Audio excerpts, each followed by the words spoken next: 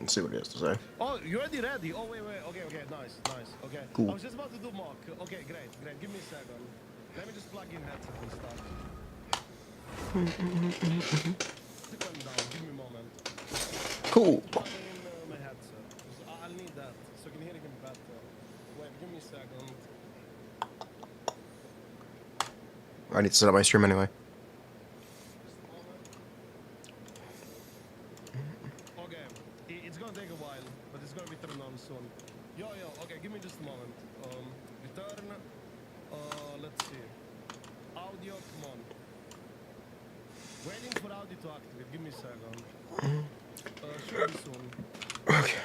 How am I doing? I'm doing good. Switch to headset so I can hear it, because I use the earplugs. Will about this? Yeah, it's also on YouTube. It's gonna be. I also stream on YouTube. Just like Jason also stream on YouTube at the same time. For fun. Okay. Let's see. Let me fix the audio. Give me a moment. Audio mod check. Come on. Let's see. What is it? Audio. Wait. Yeah, it's gonna be cool. But I just have to fix the audio. Give me a second. It's gonna take a while. Yeah, because I have to plug in headphones. I use how's it called? Amp and DAC or whatever it's called. Yeah. Okay, now the audio should be good. Let's see. Is the music as well? Let me put some relaxing music in the background. Okay. Let's see. I need the water. Okay, there we go. That's one. Hello. Yeah. Let me also quickly go to the bathroom. Just tell the guy like a minute or something. All right. We'll leave that be for a second. How's it going?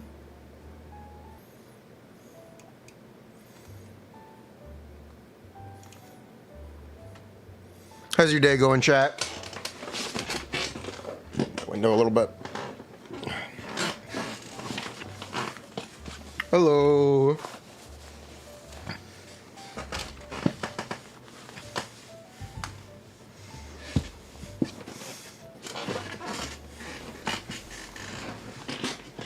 How are you? Cope Artifact Sunday? Ah, we'll get something good, I'm sure. I'm sure, Glueless. We'll get something good today.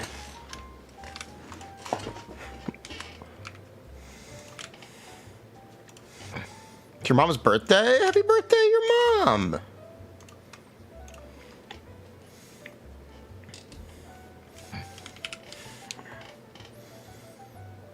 This man is unaware. Look, we gotta be close to the artifact pity. The hard pity for artifacts is gonna pop in any second now. It's gonna be like that. I'm sure of it. Hello.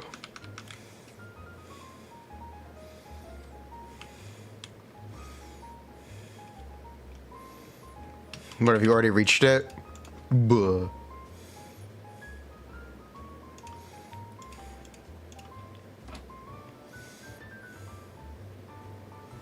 My KyoAni fan. What? The latest episode of HPK is really good. I'm not a huge KyoAni fan, but that is good to hear.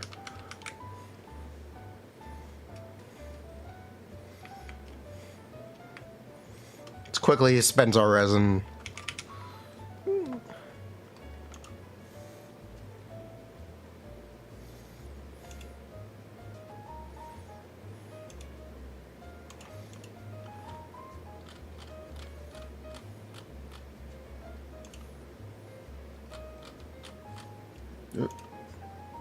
Oh, hello?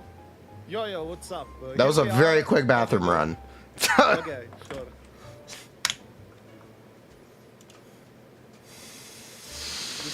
I'll just set the audio in the meantime.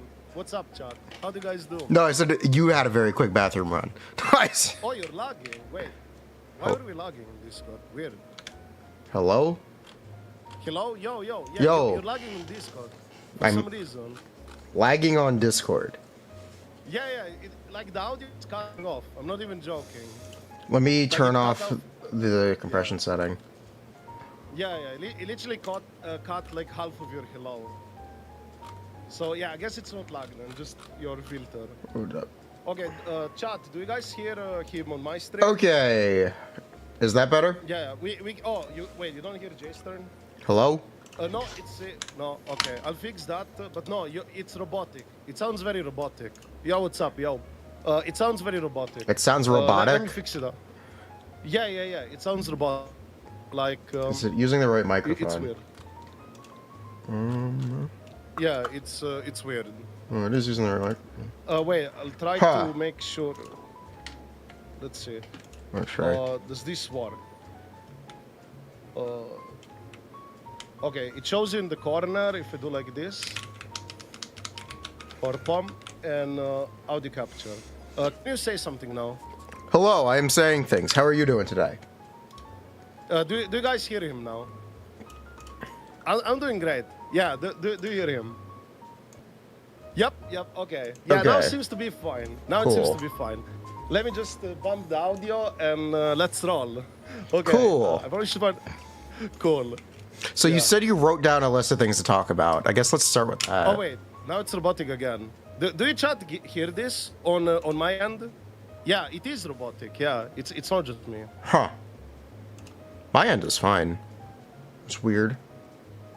Yeah, it is robotic. Yeah, you have some issue on Discord. That's weird. Yeah, because now my chat also hears you from my end on Discord. They also say it's robotic. Yeah, they say it's glitchy.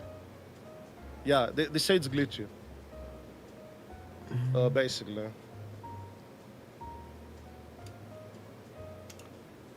Is that any Okay, better? Is that any better? Let's see. Yeah, just keep yapping a bit. Okay, and so let's see we're how it works. yapping. Please say, Nope, I it's will bre- set it's the breaking seas ablaze for Robo Voice meme. Yeah. It's breaking up. Yeah, it's breaking up. Like I don't know if it's the Discord or it's my end on the Discord. I or think your it's. settings on... I think it's just Discord. Yeah, I think Discord is messing up things. Yeah. Maybe we try different voice channel or like just Why don't private call. Yeah, we'll just do a private call. Yeah, let's try that. It might work.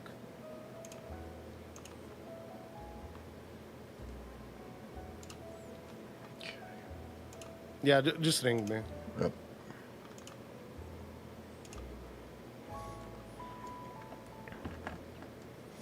Hello. Yo, now it should work, surely. How's it going? It's going great. Did we set Yeah. the seas ablaze? Absolutely. Firefly's great, by the way. She is, yeah. 1T2S1. I really enjoy her a lot, more than I originally thought. Yeah, I was surprised when I asked you initially about Firefly. You're like, don't ask me about Firefly. Well, I was waiting for her changes, TBH, because like it was obvious she would receive some changes because her kit was a bit over the place. It was like either what do you want to like create full break, and then they decided to go full break, super break, yeah. It was kind of a bit sus. The only real her change origin- that they did was they added Super Break to the kit by default, which isn't Yeah. super useful. It just means she's get- technically playable without Harmony main character. Yeah, but you still want to play her with Harmony main character. Also, did you see March 7? The new one. Oh, yes. She's also a break character. Yeah. I mean, did you see the FUA team as well? Like with normal classic FUA team. Apparently it's also pretty decent as well. No, apparently she's also decent as a follow-up character. Nice. Yeah, and I mean, if we can obviously talk about licks like Fei Xiao, supposedly a wind follow-up break unit, and this might be a character combined with March 7. Because imagine like you can... Combined with March 7. Possible, yeah. Because like a FUA break type of character could be really cool with the new March 7, specifically. If that's the case, yeah. What's up? It's interesting. Yeah, we shall see. I mean, it's on a home digicat. You can check it there as well, I believe.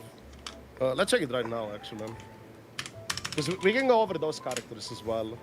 And then we go also up about WuWa, ZZZ. I played both betas and ZZZ if you're interested or have any questions. We're also going to have to talk a little bit about Emily.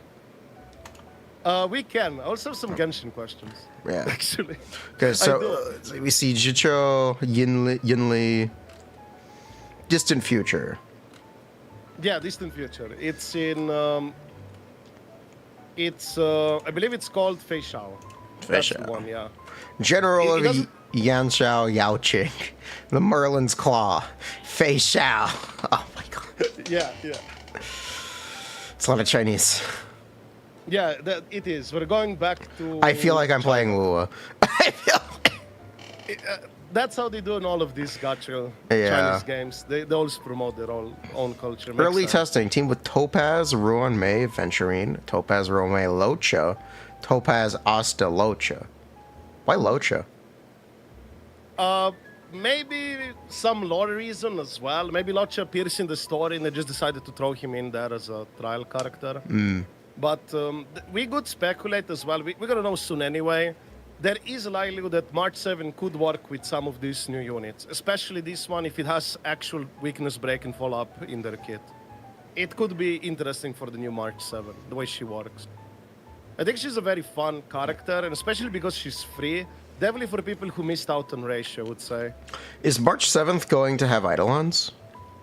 I believe it's going to be available, correct me if I'm wrong, chat, it should be E3 first. For free. The rest is going to be later on. We cannot get E6 right away, unfortunately. Okay. I wish we could, yeah. I mean, I can also share you some Is colors. there information missing here? Oh, she's a character that's already released. We have the Yeah. alt text. Yeah, you can check this out as well. I sent you in DMs. Wait, maybe I think I sent you the right one, the March 7, and then also the rest, if you want to check for other characters. It's made by Hunter Kid. He's a big. Firefly. Wait, he's a where big is she? PC. Wait, where? There she is. Harmony March. Yeah. Hunter Kid is a big TC now in Star Rail community. He's also now the Discord. He often writes there. Yep. Yeah. We certainly have some TC for Star Rail as well. Fortunately, I would say. Imaginary damage gains 1 charge. Oh yeah, you're lagging again on Discord. I'm just reading this. Oh, okay. Single ally, excluding this character, increases the master speed by 10%. Deals additional damage based on the master's combat type, 20%, or sense attack. Toughness reduction increases by 100%. Yep, that's where the super break stuff comes in as well.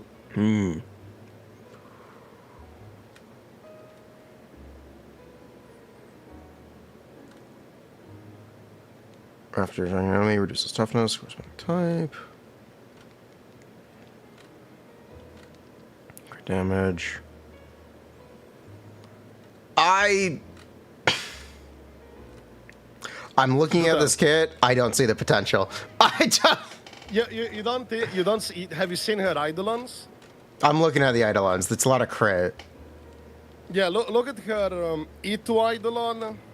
That's the one we're gonna get at the start. Okay. She uses basic attack. She immediately launches a follow-up attack and does imaginary damage. Additionally, triggers an effect path, gains 1 charge. If there's no enemy that can be attacked, she attacks random enemies. Can be triggered once per turn. Also, her enhanced basic attack, not enhanced, but like her enhanced attack charge system is also pretty nice. Okay. But she's definitely gonna work in super break teams, and also she can be as a replacement for people who do not have ratio yet. You could basically play it with Topaz, Robin, Aventurine, and March 72.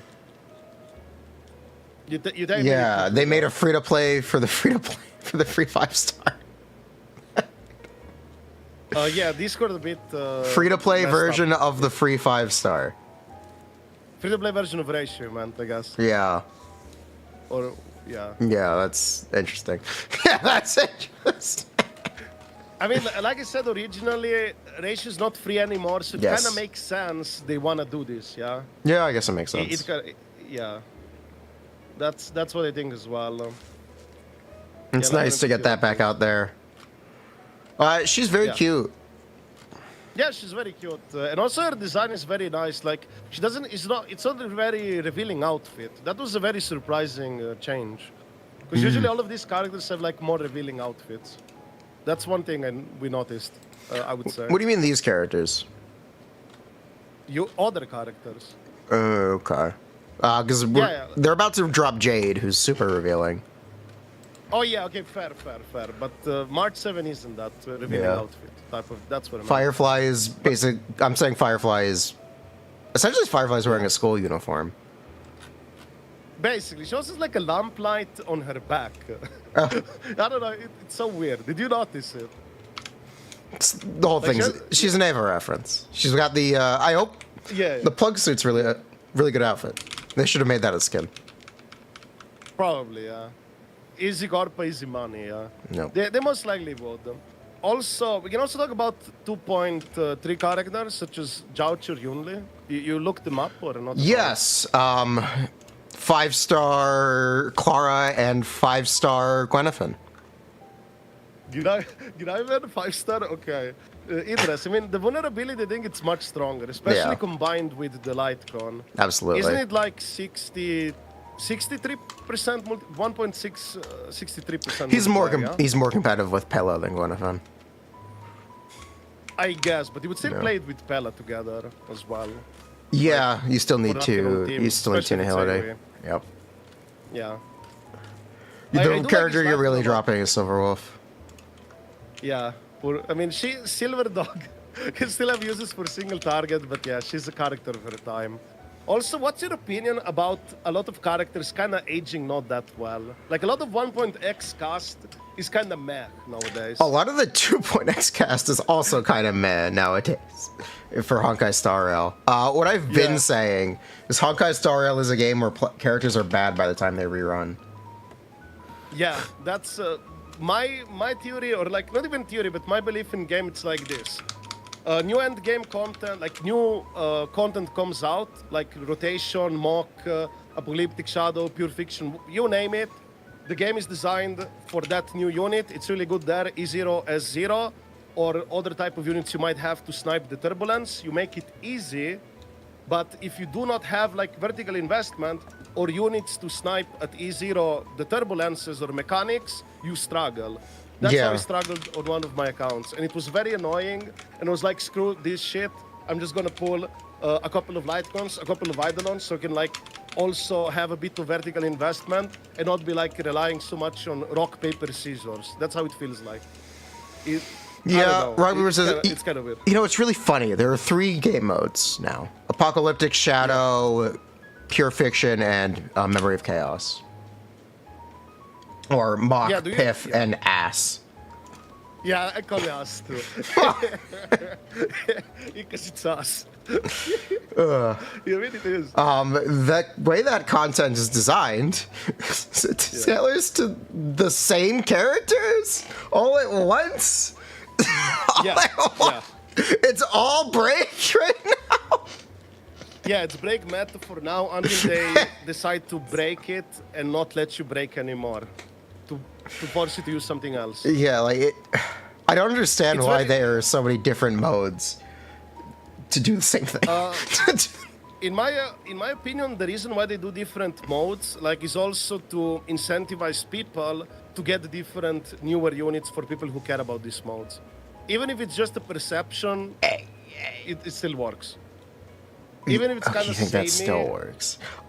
My opinion is that the modes are so tailored that always for the new unit, yeah. yeah, and they're always it's uniform. There isn't times where hey, the unbanner character is really good here, but not really good here. Exactly, and this is another reason why they let you, like, they give you like 40 days to clear it. This is a very specific reason, because a lot of people think, oh, they're being very generous to let you like 40 days before it expires. But in reality, by having 40 days, it means you could pull the new unit and have enough time to fully build it to clear that's that interesting. current content. That's how they do it. It's Corpa. Yeah. It Oh. basically, because Lutan. Yeah, that's really interesting. No, I'm just commenting on that. Yeah, because like if you think about it before, when you only had 2 weeks, a lot of people potentially didn't pull the unit because they were like, even if I pull the new unit for this new mode or like new floor, I can't build them in time. But now you do have the time to build them if you pull them. That's another thing, yeah. Huh. Yeah, generous and gacha, yeah. That doesn't Genshin happen. recently changed its abyss cycles to be sets of 30 days instead of sets of 14. or 15 Yeah, I days. was actually wanted to talk about that stuff. Yeah. Because they're making a new game mode called Imaginarium Theater. Yep. I'm on record saying I don't expect Imaginarium Theater to be difficult, because it's a RNG, essentially determined game mode. The enemies you fight and the challenges you're up against and the buffs you get are completely random. Even the characters you get are. So I would expect it to be easier, much like the limited time events. But you never know. They could just choose to make it super hard. I would say like this, if it's anything like Honkai Star Rail Playbook, they would make it easy at first to introduce people to this new mode and then over time make it harder.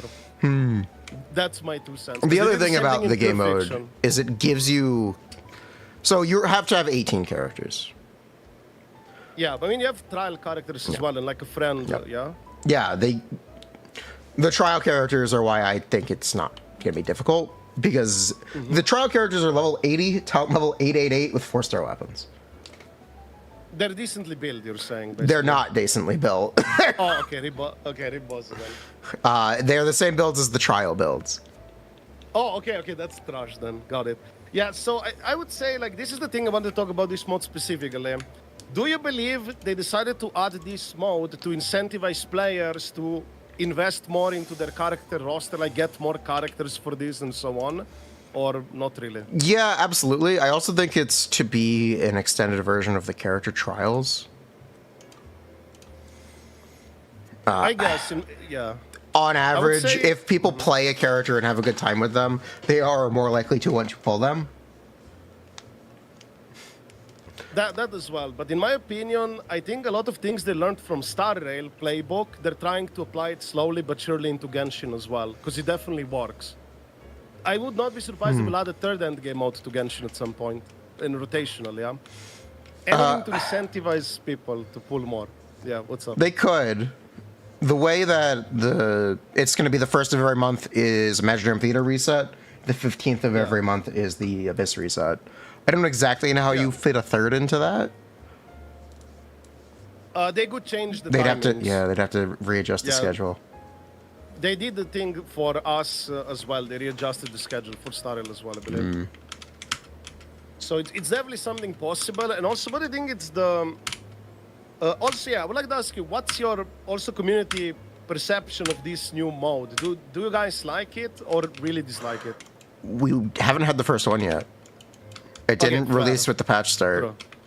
Yeah, unfortunately. But I meant like the concept of how it's supposed to work. Is it like well received by the community or really disliked? I know that there's a 2-minute long defense objective or 90-second long defense objective as one of the random stages that you can get. So I do think a lot of the reception is going to be influenced by how difficult it is. If it's super difficult, it's going to be really frustrating because of the RNG element. Imagine needing to so the way it works is it doles out characters as you complete stages. You can also pick up blessings that let you grab characters. So if you essentially reach the point where you need to be re-rolling the content until you get your team to complete the content, that's an incredibly frustrating experience. Yeah, that doesn't sound fun at all.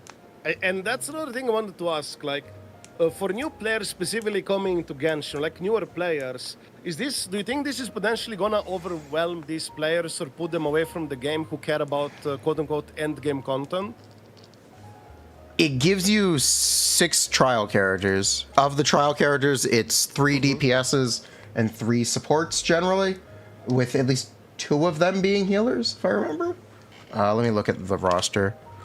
Yeah, I will Imaginarium Theater.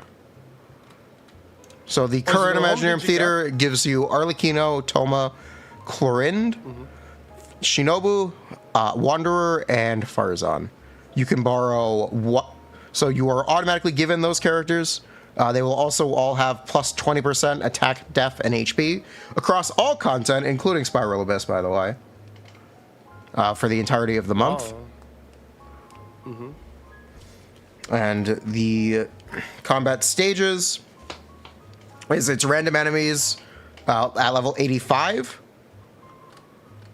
Apparently it says pyro 85 characters for now. have an advantage. Yes. And then it's a Jade Plume Terror Shroom with 900k HP. 900k HP. Wow. Okay, wait. It's 85 level, right? Level 90. Oh, 90. Do you So- think they're gonna increase the levels for the enemies? Again, I don't expect this to be a hard game mode. Oh, okay. I think it's gonna get harder over time. And you have 105 seconds to kill the boss there. In the second set of challenges is it's level 90 defense objective. Then it's elite enemies, which is one of the old event modifiers, where enemies will strengthen each other by having minions around them, essentially. Okay, yeah, we know Yep. that. That's feature. endless for 120 seconds. And then you have 120 seconds to kill the Baptismal Bishop boss. 120 seconds. Okay. I think it's gonna be reasonable for now, but definitely I could see these. Like, do you think that they could increase the levels of enemies? Like, just put them on 95 or 100 or like higher levels and stuff.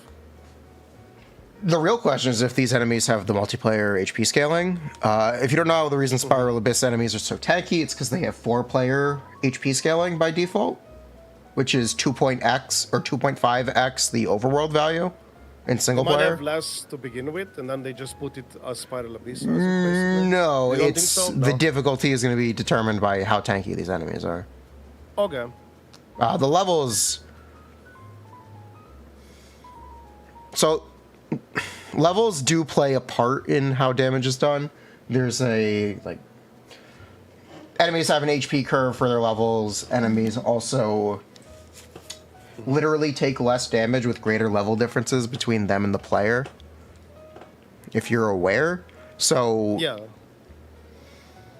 the reason that leveling a Genshin character from 80 to 90 increases your damage by about 5% is because you're not just getting the base attack, you're also closing the level difference. Yep. And the levels are right now. Actually, does the Hoyle Up thingy show the levels of the enemies as well? I don't think it shows. You're looking at home, did you? No, I'm looking at home. Yeah. Yeah, let me check that as well. And then plane 3 is another combat objective, and then it is Icewind Suite. Yeah, I see it now. Plane So- 2, plane 3, yeah. So there are 8 challenges, essentially. Each character can be used twice, but there are recharges. Wait, So- that's like WuWa then with the energy system. Yeah, Okay, cool. except you don't get to pick your characters. Oh, okay. Cool. They're randomly And you get dealt out to you over time. So you get the starting 6, Yeah. and then your characters are dealt out randomly as you complete the challenges. There are also energy recharge modifiers, or not energy recharge, vigor recharge modifiers, I should use the correct term. Yeah. So essentially they give you 3 DPS characters. Each one gets used twice or 3 times. There are 8 challenges. Essentially, you just use the 3 DPS characters and build teams around them, is how you I see end it. up completing this game mode. Yeah, I see being RNG for the characters kind of a bit annoying, yeah. No. Do you think they might change this? No, that's how the game mode works. They would have changed it in Okay, beta if they had any intention to change and it. you can't swap gear or anything like with non-trial units. You can't do the thing like You with can't WuWa, re-gear non-trial characters, or you can gear your non-trial characters. Okay. Oh, you can? actually you Okay, have to. okay. They have to be geared. No, I mean if you can swap the gear like in WuWa. No, That's you what I can't do meant. that. Okay, yeah. That's what I wanted to know. No, Okay, you don't get to too bad, pause. too bad. Feels bad, man. So I think the Okay. last boss is Yeah. easy. So it's Icewind Suite, Nemesis of Coppelius. There are Pyro characters here, so characters like Arlecchino will have an advantage. But it's also the one with the Usia line shield, which is Clorind, which is Clorin's alignment. So either Clorind or Arlecchino will be able to take on the final boss. As long as you have fully exhausted Wanderer, you should be fine against Coppelius there. Basically, just make sure you don't play Wanderer against him. Yeah. So it's Dice Wind. I see it now. Yeah. And then V Shop. Yeah. Okay. Pretty cool. Yeah, I think this is gonna be a fun mode. I don't think it's gonna be that hard at first, but definitely could see this getting harder over time. If they go anything by style playbook. The next lineup is Furina, Barbara, Ayaka, Diona, Xiao, and Farazan. So clearly, Farazan is a permanent resident in this game mode. Is she C6? No, all the trial characters are C0. No, Okay. she's C6 if yours is C6 and you choose to bring your own. Okay, yeah. Got screwed, got shafted. Got it. Yeah, wow. You have to choose to bring your own Farazan. Yeah, fair. Yeah, I kind of find it funny that they just give you like fires, but they don't even bother giving you C6 trial. Yeah, as if it's gonna be amazing if you have C0 or something like that. Yep. Yeah, also, wait, there was another thing I wanted to ask about this mode. Let me just find it, because I wrote some things down, actually.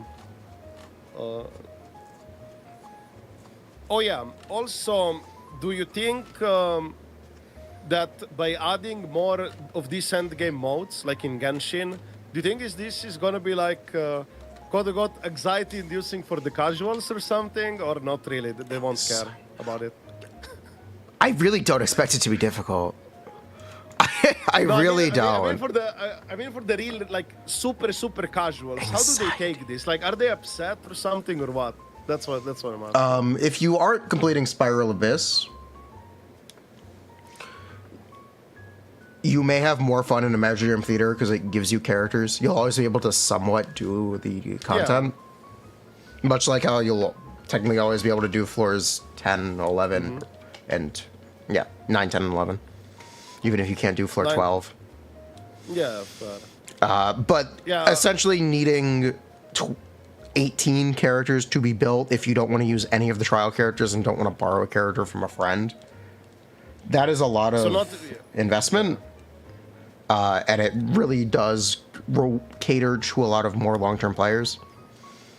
Most of the veterans, so besides Primogem, the reward for completing Imaginarium Theater are unique poses for photos.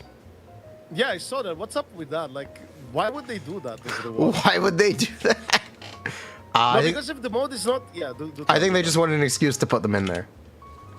Yeah, because they kind of find it funny. If the mode is kind of more for veterans, like people who care more about combat and game stuff, why put some casual fluff rewards like that? Wouldn't that be better to casual do, like, for casuals? Fluff rewards? Where else would you put that?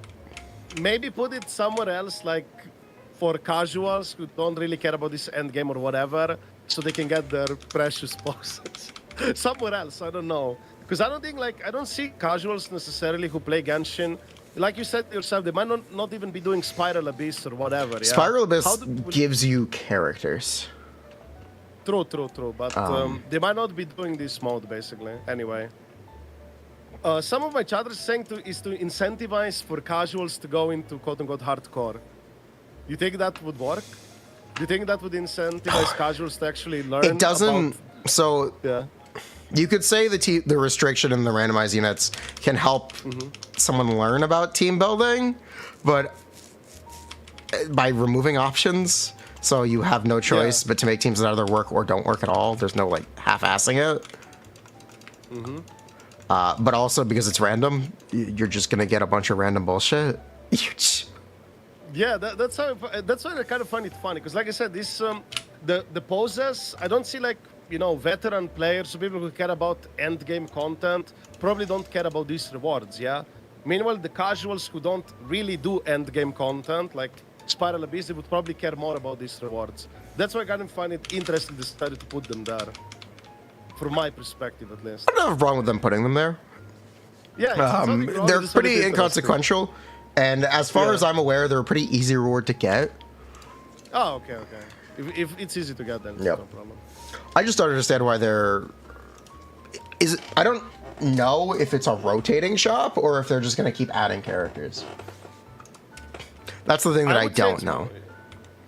I would probably suspect it's a rotating shop because then they would induce people to still get the new units. Because if they were always available there, it could induce players. The new characters aren't getting poses.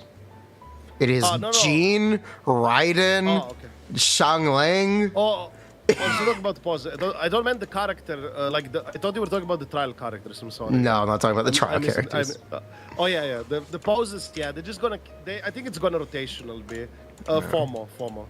It's probably gonna be like it's gone or rotational. You gotta have that. FOMO, Yeah, it's. I don't understand why that needs to be rotational. That could just be a permanent shop. No one needs poses for characters they don't own. That is true, but you could still potentially unlock it and have it quote-unquote saved, and whenever you get the character, you would have it, just like with skins. Because in Genshin, you can buy a skin even if you don't own the character, right? Yes. So in fact, Genshin makes a point to not have characters on banner anytime near when their skins release. Ayaka has not been rerun since her skin dropped. Basically, yeah. Neither has Ganyu or Shenhe. Yeah, what's your opinion about skins in Genshin or in they Star only in make them general, for like dead characters. It's pretty interesting. Yeah, I actually noticed that too. But like, do you believe why do you believe they don't release that many skins? Like, what do you think it's the reason? Workforce. There's only been one 5-star skin, which is Diluc, which replaced all of his VFX and his VA, as well as being a skin. So I think they just want to put more effort into it, and I don't know if they have or are willing to commit the workforce. Yeah, that's also my belief that it's better in a game like Star Rail or even Genshin to use the resources, make a new character, because everybody's a potential buyer. But if you're just making a skin, not everybody is a potential buyer because they might not have the character in the first place, because it's a gacha game. I believe in that's another Honkai Impact Third, some characters release with skins available. Yeah. But I have my reasoning for Honkai Impact 3, why they have skins, like very fancy skins with effects and everything. I would say Honkai Impact 3 is basically a pet project. Dawei loves that game so much, he would literally spend his own money to keep it afloat.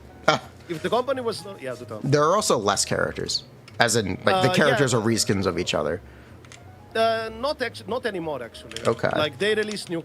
Yeah, since 2 years ago, they basically started giving you new characters constantly. You actually do get new characters now. Even before part 2. I played, for context, I played Honkai Impact 3 like for over a year. Oh, okay. Yeah. I've played it for 2 hours. Okay, Fog. But yeah, so that's why I know I think we're 3. But basically for Honkai Impact 3, if MiHoYo was not a private company, I think shareholders would probably shut down that game, because it's not making them profits. Yeah. Compared to the other services, yeah. I can agree with that. And there is another interesting news. Did you hear about MiHoYo funding a nuclear fusion reactor? I did hear about Hoyo's nuclear reactor. I thought we were going to talk about the Animal Crossing game. But no, I did hear about Hoyo's nuclear reactor. Yeah, this is funny. Also, we can also talk about, yeah, I already saw the leaks for the Animal Crossing game. I think it was also on YouTube, like Mr. Sticks had it, like he covered that as well, I believe.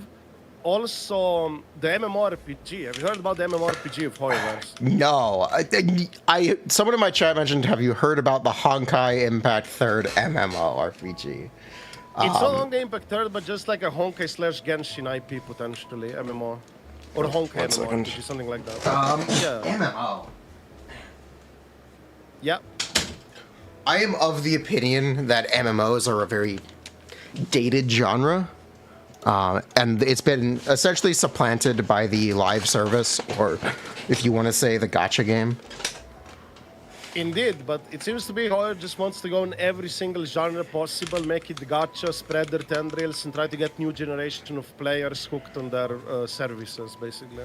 The reason I think MMO is a defunct genre is essentially the live service improved on MMOs by removing the social aspects from the game and putting them outside of the game. But having these conversations on Discord, Twitter, or TikTok, YouTube, by moving those kinds of social interactions there, the games have a lot more eyes on them, so they're able to constantly acquire new players. True. I mean, as a boomer, I used to play WoW back in the day before social media, and WoW used to be the place where you could talk and socialize with people online before social media, let's say. So the dynamic obviously changed now, but it still seems that... Yeah, okay.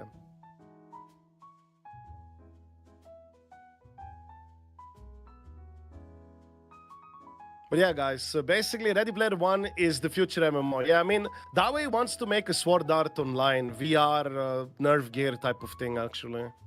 I think that's their goal. Not just like a normal MMORPG type of deal.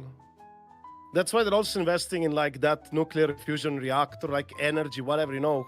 Maybe need some kind of insane energy to run those super mega servers. I don't know, man. It's crazy, basically.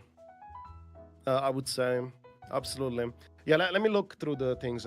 Yeah. We also have WoW and other things to yap about as well. Let me open the Gacha gaming thing. Because I believe the stuff is also there to yap about. Genshin numbers, oh boy. Wait, did they nerf her again? I mean, did they change her or something? Hello. Sorry. Yeah, welcome back. Yeah, it's okay, no worries. Jinshi got buffed? Yeah, I was confused by my chat. It's okay. What were we talking? I was talking about MMOs.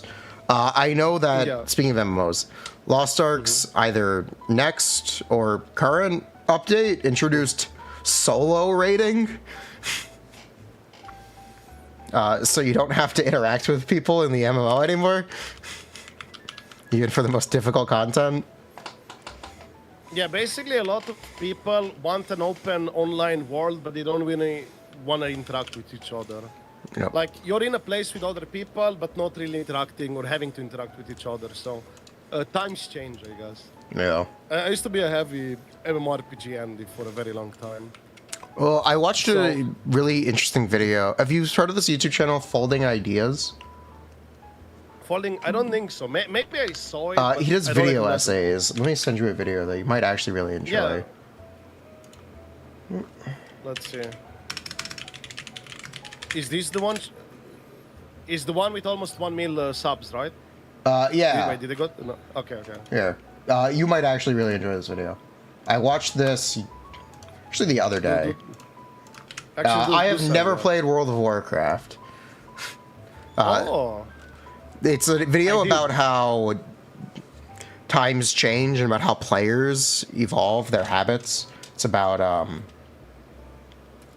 how optimization influences communities, essentially. Yeah, I've been part of this. I played WoW before this happened as well. Like the old WoW back in 2000 and how we have now WoW in 2010 plus. Yeah, it definitely changed. I experienced it firsthand. If I link it, yeah, I'll link it in chat. I will check the videos though. I think it's interesting. I like this type of videos. Yeah, he talks about WoW Classic and how, because of these optimal strategies have already been discovered, WoW Classic is a speedrun fest, and if someone is behind or doesn't, they aren't welcome. And if they aren't aware of all that information, it's really interesting. It's also for WoW Retail. It's also for WoW Retail, basically. It's all designed around min-max efficiency, and also the game devs basically balance the game around less than 1% of player base, like for the world first clears. That's how they do it, yeah, in WoW. Yeah. It's very weird. Meanwhile, Final Fantasy XIV takes a different approach where it takes much more in consideration for casuals, and they don't have add-ons and stuff like that. I think Final Fantasy XIV also has solo rating. You do have some solo fights and stuff, but you do still have normal raids. But they're more structured and done better, where you don't waste as much time in WoW. Because in WoW, for example, you died with your group, you have to run back to the boss, you waste a lot of time. Some old, outdated designs. Meanwhile, in Final Fantasy, you died at the boss, you respawn right at the boss, go fight it again. Like, also, the same is probably in Lost Ark. So you have some weird things in WoW. But basically, I would say for WoW is an example where the players are basically willing to, quote-unquote, eat shit and just accept bad practices or bad things with the service and just keeps going that way instead of trying to, like, make the devs change things for the better or optimize things for the better. They just suck it up, and it is what it is. That's why I dropped the game a long time ago, I would say. Interesting. My understanding I have never played World of Warcraft. I've never been into an MMO. I've always said MMOs are not for me. But somebody who play, yeah, good on. The thing I wanted to say is, it was my understanding that feature creep is the reason a lot of people ended up quitting World of Warcraft. Needing to yeah. interact with features that they just weren't interested in. Pretty much, yeah. The game is made and balanced around, like, imagine you have a big-ass open world, but in retail WoW, you only have, like, 1 or 2 activities, which is, like, mythic dungeons and raiding, nothing else. Like, it's a big-ass open world, but a lot of things you could do in Classics are just not there to do anymore. They basically just focus on 1 or 2 things in the game, and that's about it. And if you're a casual, there's not much for you to do. I would say it's like you kind of have to like, here's the raiding content, and also the raids are only relevant for the current tier. The old raids are always like dead and useless, unlike in Classic.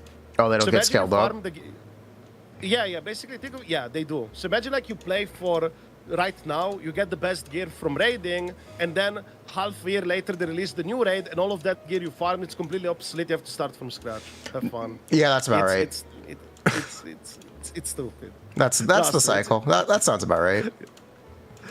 I don't think it's good because in Classic WoW, the old gear could still be relevant. Certain raids, or like you basically had a reason to do old things. In WoW, it's like a big ass world where only the latest, newest thing is relevant, and everything before that it's obsolete and gone, and you don't do it anymore. So they basically limit the content of how much you get to play in the game. In Final Fantasy, you have an incentive to also play the older stuff, content, if you want, which you don't have in WoW, besides transmog, which is like visual gear. Like you could farm gear to change your appearance, how the character looks visually. Oh, that's really fun. Yeah. Yeah, I mean, you could always try the game. No, that's okay. No, I think that time has long since passed. Yeah, true. I mean, I've been playing MMOs like since 2005, I think. So quite more than that, yeah. Yeah, I mean, you probably you don't know my age. No, I don't know your age. Okay, try to guess. 32. Close, 33. Ah! At least you know. Yeah, for some reason, my chat thinks I'm in 20s, and it's funny. I'm like, huh? Why? Yeah, I just You said you were doing MMOs in yeah. 2005, so you had to have at least been a teenager then. Yeah. Well, my first one was Guild Wars 1. It's not actually considered an MMORPG, but that was the first one. Because you didn't need a credit card for that one to play. that was the model. It's subscription based. Yeah, that was the model of Guild Wars 1. It didn't have a sub. No, it's the model for every MMO. No. Back in the day, like a lot of MMORPGs all had subscription fee, but Guild Wars 1 did not have subscription fee. It was just buy to play. So that was the selling point for all kids or teenagers who didn't have a credit card to play WoW, or your parents wouldn't let you use their credit card. You could just buy Guild Wars and play that. There you go. Yeah. Okay, so that was one-time purchase. Yeah. Buy to play, basically. But still, that was fun, I would say. But we strayed a bit off topic. My apologies. No, you want to get back on topic? You know, the other thing about MMOs is they're famous for being extreme time commitments and socially absorbing. You know what other game is like that? Yeah, live service, gacha mobile models. I was going to say Wuthering Waves. I mean, that too. But even like Genshin or Starrel, they're designed for you to like log in every day, basically. Yeah. Sure, you don't spend as much time in it. That is true, like WuWa. We can also talk about WuWa issues and stuff. Oh boy, we have a lot to talk about that one. do you want to start with WuWa, or we can still talk about MMOs? I think we exhausted the conversation on MMOs. Animal Crossing for Hoyo. What do you think about that? Do you think that's going to be very successful? Did you saw the leaks gameplay of it, like the alpha stuff? No, I did not. Oh, okay. Is it animals or is it chibi anime characters? It's chibi anime characters, but they seem to be probably gacha, yeah. It is pretty much like Animal. I never really played Animal Crossing, so you did, I assume, yeah? I have played 5 hours of Animal Crossing. More than I did. All right, I played 5 more hours of Animal Crossing than you. Yeah. Okay, you have more experience. Easy. Easy. I watched a YouTube Let's Play when I was in middle school. Wow. For the 3DS one. Yeah, that used to be a big thing back in the day. I remember. But even before, before Let's Plays, like back old YouTube, like in 2000s. Oh boy, that was such a weird experience. Yeah. It was like so much random stuff. It was very funny. From AMVs to like some AMVs are still a montages. thing. Yeah, but back then you had like a lot of copyrighted music AMVs. I actually used to do them myself as well. Back in the day. You're gonna make a sick was, stream intro. Nah. Nah. But, that's no. No, I mean, I guess Imagine Yinlin does her ult, she puts up her hand, she cracks the whip, her titties jiggle, and then it says Razor_CT. I mean, yeah, the reason I had to change my name is because of Twitch. It was actually called Razor Cuts. Just Twitch was like, it's an appropriate name, and they forced me to change it. That's why I have to have this name. I used that name since 2008. It was always okay. And my Twitch account is from 2012. Oh my god. Lately, I've been Twitch day one, by the way. Like, I came from Owned 3D, which used to be the previous streaming platform that was very popular. And a lot of people moved to Twitch, like streamers, and then we just hopped on Twitch. All Twitch was even worse with lag and issues. They improved quite a lot compared to back then. I can tell you that much. Twitch is still... Twitch does a lot for... Amazon owns it now. It does a lot for video encoding, and a lot of Amazon services essentially use Twitch's technology. There's still no AV1 thing in call. Like, you only have NVNC or whatever it's called. And codec, encoder, whatever. No. That being said, Twitch's service or streaming is a lot more computer intensive than YouTube's. Oh yeah. I don't know what kind of magic Google is working, but if you have a Twitch stream open in like original resolution and source frame rate, you aren't running a game at 60 FPS on your other monitor. Oof. Yeah, I don't do that. I mean, also just like you, I also stream on YouTube. So YouTube always warns me, your bitrate is too low. And I'm like, yeah, I know, I can't increase it because of Twitch. No, I don't get those warnings. I'm not sure what bitrate I stream at. Oh, really? Yeah, I mean, it does tell it. Like, it says, oh, your bitrate is too low. Like, if you have it like at 5,000 or 6,000 on Twitch, on YouTube would consider that's low. Because YouTube has way more higher bitrate, yeah. But also this stuff is expensive, like for the servers. That's why it's like Twitch is out of Korea, because Korea changed the prices for like foreign companies, and it costed them more for streaming the data and stuff, and they just moved out, yeah. And also like even when they have to stream one viewer and this, or like people who don't have views, it still costs them money. It costs them money. Any money. Yeah. For example, Twitch and YouTube, I have never made a profit, technically. Yeah. Same, for example, you have some bigger streamers that are like not even partnered. Like, for example, Asmongold, his alt account, it's not partnered or like doesn't have any ads. They lose a lot of money there. Because they have to basically, he streams to thousands of people and they don't make any of it. They basically lose quite a lot of money. That's funny. For example, yeah.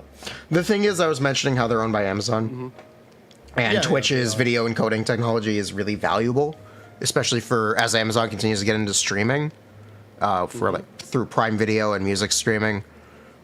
Twitch essentially should be subsidized because of how much it's saving them money in other divisions. So the idea of Twitch not being profitable is essentially wrong. But Amazon, unfortunately, doesn't treat it that way.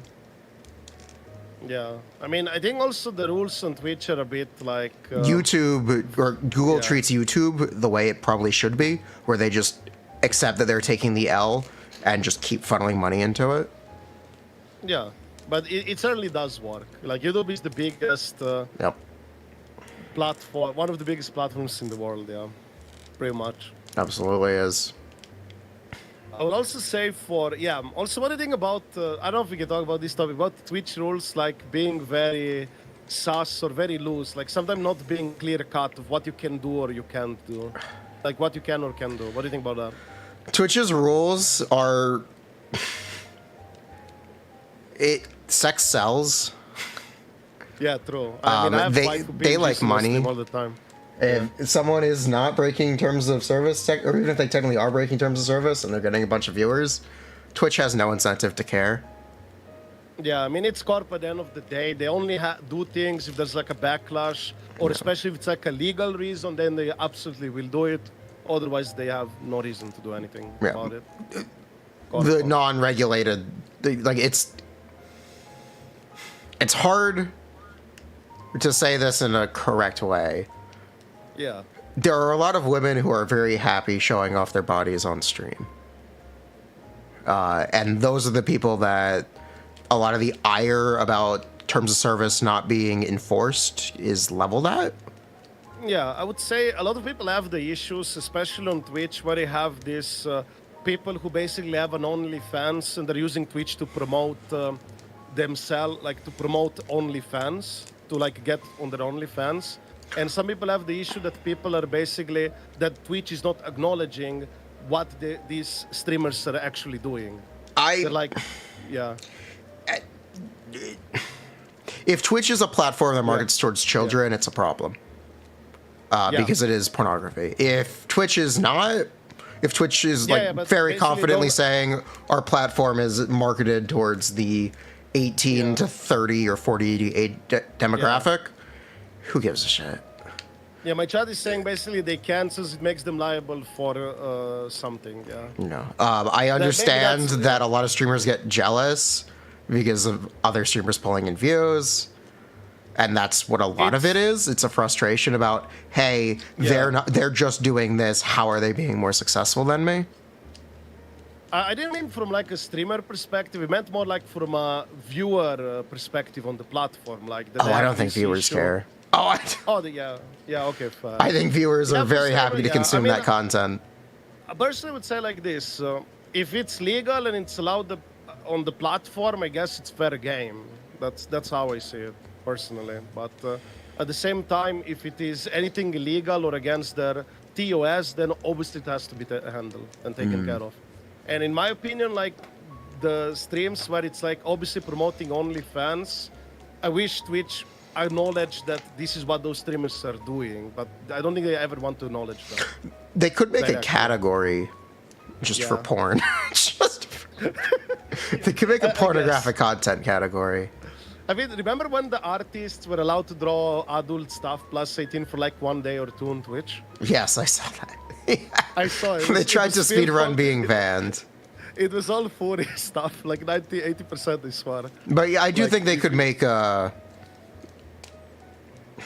I don't want to say NSFW, but they could make an NSFW streams category. Yeah, I mean, like, maybe there will be some changes in the future. It's definitely possible. But as of right now, I think the problem also with Twitch for us streamers, I think it's too much on metrics, like how many views you have on your channel. Because like if you on YouTube, you have more like the algorithm-based system. Meanwhile, on Twitch, is like if you're not at the top, people just don't see you. And if you don't want to grow as a streamer, you literally have to like have YouTube or do something else. Yeah, I need to do YouTube. Like, I do YouTube all the time. Yeah, it's a grind. 3 different games on the YouTube channel. How's that going? Are the views consistent? I mean, I usually get like, depends on the video. Some videos like 10K, 5K, 6K as well. I did double the money on Twitch than before, ever since WuWa. But I do pre-release content as well. Right. Obviously, that also brings views. Just do whatever you can take advantage of, yeah? Because like, my logic is like this for leaks specifically. If the information is out there in the public, everybody knows about it, just yap about it. Unless if you're like sponsored or something, or you care about being sponsored, then obviously don't do it. But otherwise, you should take advantage of it. Because it's like millions of people already know about it. Why not talk about it? For example, that's how I see this stuff. What's your opinion about leaks, actually? What is my opinion about leaks?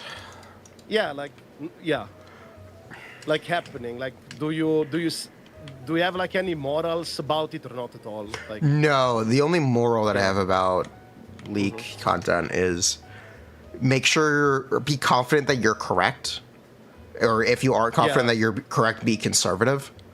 Because the worst thing you can do with leaks content is create misinformation and takes that last after the leak period. You'll still see stuff like Riesli is terrible without C1 or isn't a character without C1. Did you know recently C1 is a 12% damage increase? It is Really? literally half of Arlecchino and Nivelette C1s. Wow. Actually, it's less than half. Yeah. It's like, yeah, because I remember there was a lot of doom posting with Risley. I also same problem a lot of people had with Jiaochu. Originally, he was supposed to like have some healing in his preliminary kit, and now he doesn't have. And a lot of people are like crying about it or coping when he probably would never even heal that much to begin with. You probably remember that he had some healing. Yes, I remember that he had the micro heal. Yeah, he also had yeah. Death Shred. He doesn't have Death Shred. Yeah, but I would say like this for yeah, he doesn't have like I originally made the preliminary kit, but I made sure to let know that this is preliminary kit, and then whenever the beta happened, I also make the quickly update. I'm not talking about that kind of. I'm talking about like subjective information or conclusions. Okay, fair. Okay, fair. Yeah, fair. Yeah, that's very important as well. I agree. If you're not certain about something, better not say it. If you are certain, say it. And I believe firmly that E2 Jiaochu is kind of debate. I don't think it's that valuable. If you know what his E2 is. Oh, his E2. It's the burn. Yeah. I saw some gameplay with some dot teams, like leaks, obviously. And obviously the guy misplayed, didn't play the best. But even then, it didn't seem that impressive for an E2 specifically, for how much it costs. Isn't the big deal just that it's an extra Acheron stack? No, for the dot team. Okay, but because it's a die, it's technically a debuff. Doesn't it give Acheron an extra stack?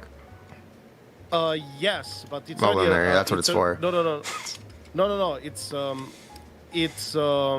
It can only be one stack within the action, no? Yeah. Does it apply outside of action or no? Let me triple check. Wait, let me I don't remember exactly. I just know it's a burn effect.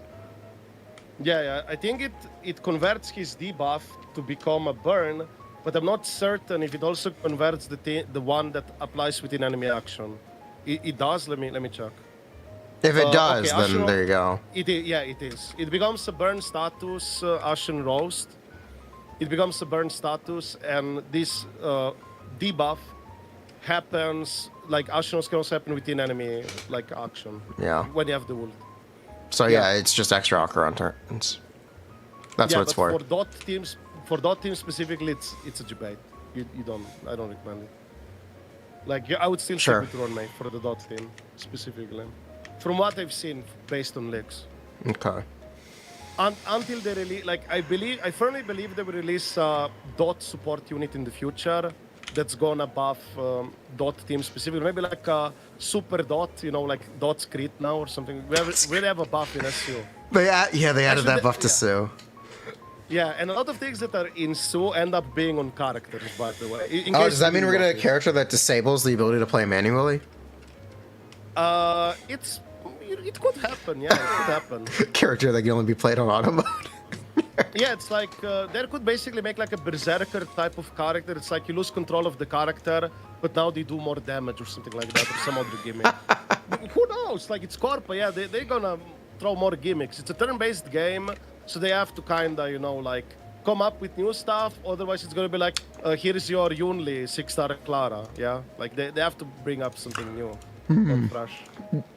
Game, and actually, speaking of characters that don't do much new, I actually want to talk about Jade. Oh boy, Jade. In my firm opinion, I think Jade kind of got shafted in a way. Simply because, she's 100% just a character who's for Piff. At E0, 100%. If you do get E1S1, she can work outside of Piff. Okay. Her E1 basically allows you to get more stacks for her full attack when you attack less enemies. Okay, so that makes her work outside Piff. Yeah. So if you do get E1 plus signature, you could make her work in Memory of Chaos. Perhaps there's going to be a newer unit in the future where you combine with her and it's going to work maybe like somewhere else as well, but it's very cool, I think. Like, in my opinion, she kind of got shafted simply because she's put between very high-profilic characters such as Firefly and then Jiaochu as well to some extent, in between these banners. Well, I think Yunli is actually before Jiaochu, probably, yeah. So I think it's, yeah. I wish they did change it a bit, that she could work more than just PF at P0. Do you think Yunli is so similar to Clara because you could make the argument that Clara is the best aging standard banner character.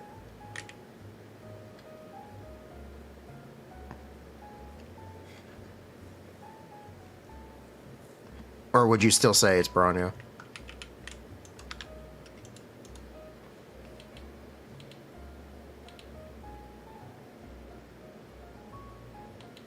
Clara Cope is strong, Himiko age better in your opinion? It's Himiko. Gone. Yeah, hello? Chat, we stun locked him. He's got no words.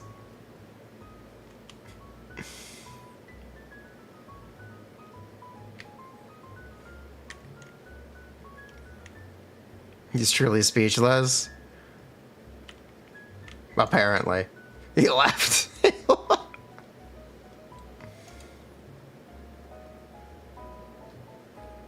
Hello.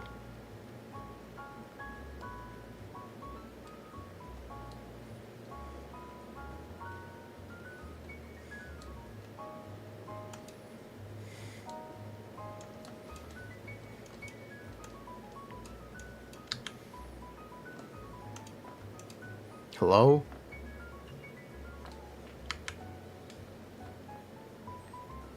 Mod check?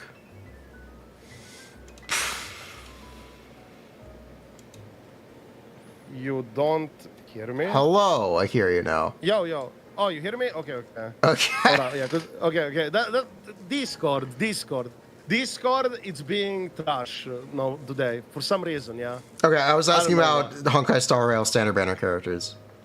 Yeah, I would say Clara aged really well. Bronya is still pretty great too for certain characters. Like Boothill also appreciates a lot Bronya to some extent, I would say. If you don't play, like, if the enemies are not weak to Imaginary, where you can take Super Break Boothill with IMC, you can easily play it with Bronya. Assuming you have E1, S1 Bronya. It's cool for Boothill. Assuming you So Bronya, yeah. Assuming, okay. Yeah, assuming, yes. But Clara did age really well, yes. And also by them releasing more enemies that are faster, yes, they're also conveniently releasing new type of enemies that will speed themselves up further to sell Yunli even more. And this will also indirectly benefit Clara as well. Because the faster enemies are attacking or more frequencies of attacks, these type of counter characters only get better. It also buffs dot characters, doesn't it? Yes. You're gonna trigger more dots as well, yeah. That's another benefit from this. And basically, this is something you already pointed out a long time ago, because I do watch your streams. A lot of enemies that they release are basically designed around the new characters or certain type of characters, even for reruns. Yep. To try to sell them. Oh, they are. Like the dinos, yeah. The dinos are all about dot. The new 3 robots thingy, yeah. That's Yep. for Firefly break Firefly. stuff. Yeah. How they're called? You know the 3 fire robots you fight in Mock right now, yeah? Past, present, future.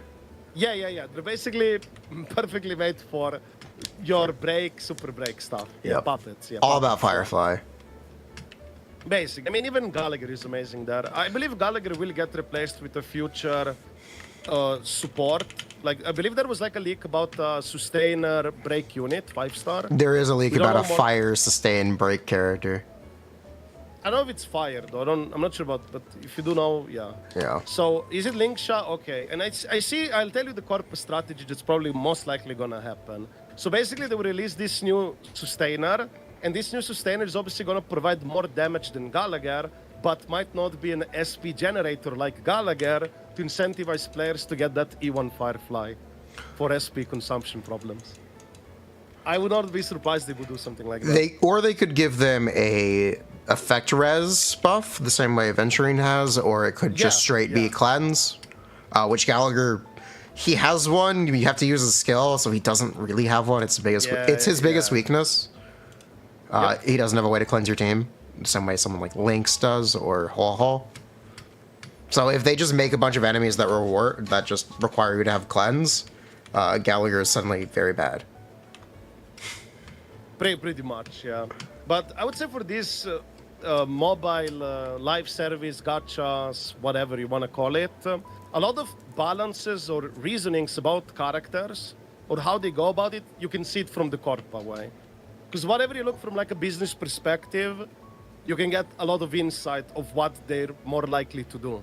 And not from necessarily a player perspective, because these companies always want to find the fine balance of where will players still tolerate this? Can we get away with this? And if they can, they do it. That's basically how I would say it works for live service stuff. What do you think? Players, what can they get away with? Yeah, it's always about what can they get away with.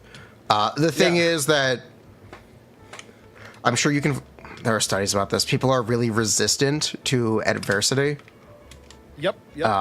It's very hard to piss off a player base to the point where they will quit a game when they're so into it. And this is one of the problems, if I can hop on to WuWa right now, because WuWa is giving so many things for free, the high bar of what is expected to be given in the future from Kuro games is very high. So they cannot exactly backtrack and start giving less now. Because once you go more, people want the same or more. They never want less. And that's why Hoi is super stingy or careful with how much free stuff they give you, because then they would raise the bar.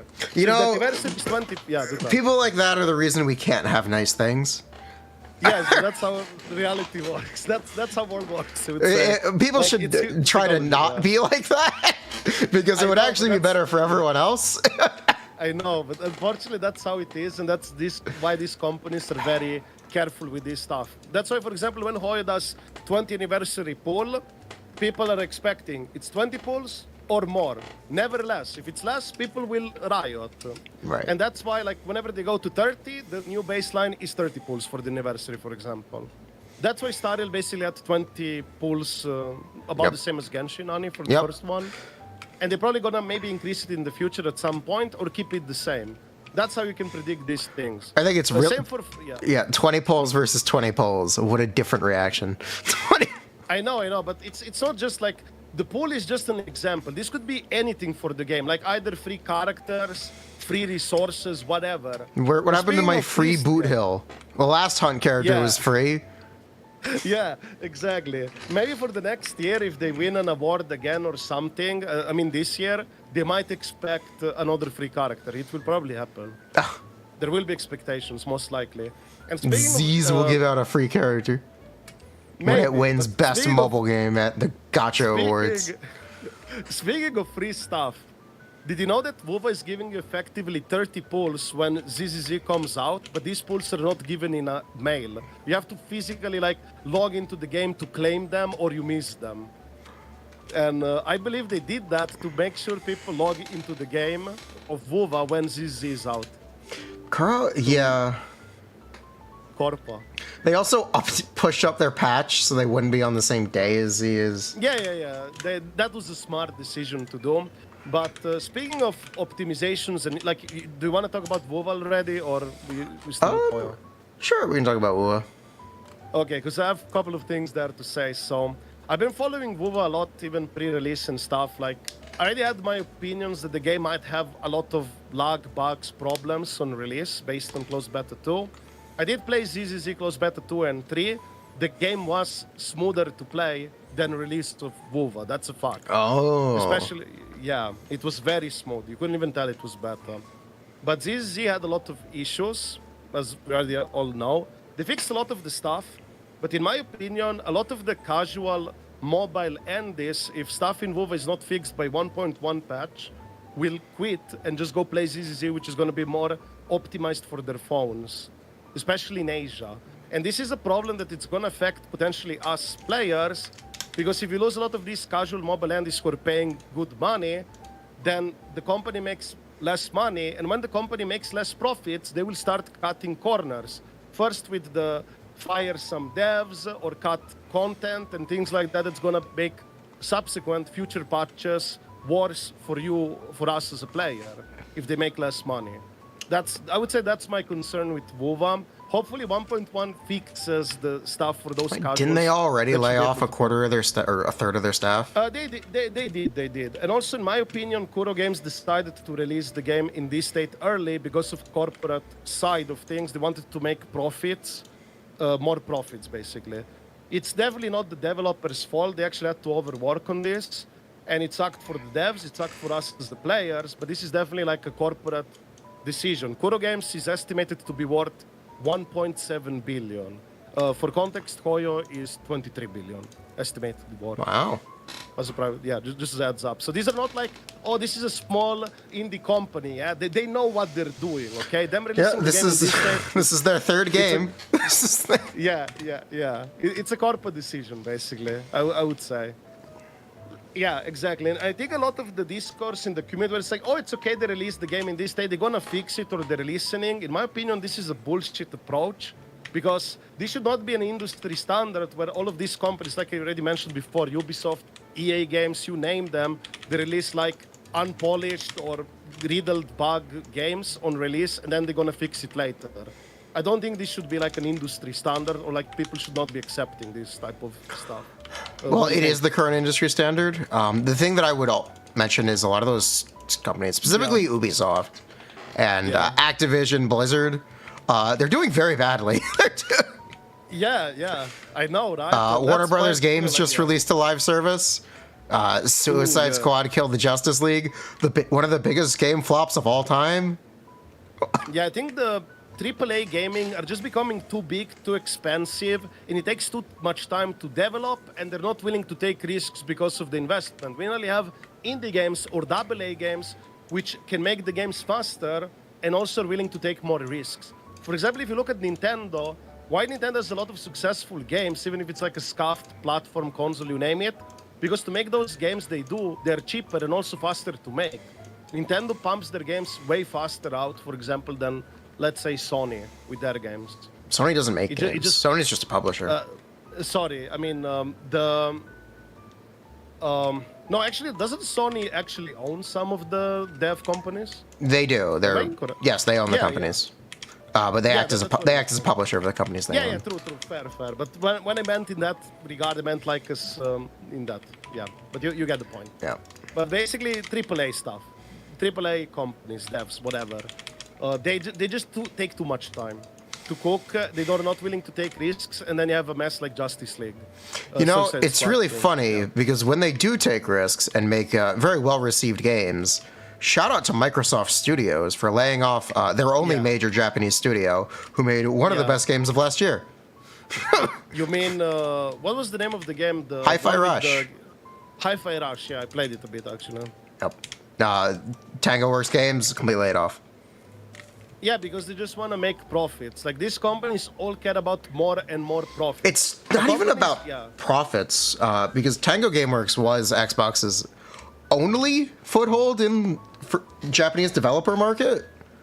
It was actually really stupid to close that studio.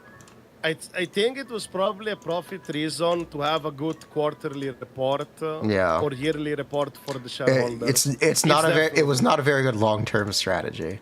Yeah, I would say that too. But a lot of these corpus, like, they're not your friends nor your enemies. They're just out there to make more and more money and profits, and they're willing to cut off anything or anyone they can, and even the game content, they're willing to cut it off. And as long as they can find the fine line where players should still tolerate it and go along with it, they will instantly do it. Yep. Yeah, that's how I see this. But that's the unfortunate reality. And that's why a lot of indie games or smaller companies have a lot of success now, like Palworld and so on, because they're much in smaller scale, and they can do a lot of more things with their product, service, you name it. Yep. They don't have such constraints. Palworld's update also drops in 4 days. I personally have no intention to play it, but hey. Oh, I would have watched it if you played it. I think it is awesome that Palworld did so well. Yeah. People can say whatever they want about the studio, but at the end of the day, it is an indie project, and I'm very happy to see an indie project succeed, especially to that extent. Yeah, I agree, and that's why I believe indie is probably the future, but at the same time, a lot of the bigger companies, even Microsoft, is like going smaller scale with many of their games and stuff. They want to make like stuff in smaller scale. I think they realize that AAA, like big scope games, are not that necessarily good option anymore. The market is much more faster, quick. You know, you have to be like quick to adapt because if you make a AAA game, it takes, let's say, 5 years to make it. Let's say right now, what's the most popular thing right now? Let's say Palworld, like Pokemon's. Let's say that's very popular right now. They start making that AAA game, and by the time it comes out, that trend is not popular or relevant anymore as well.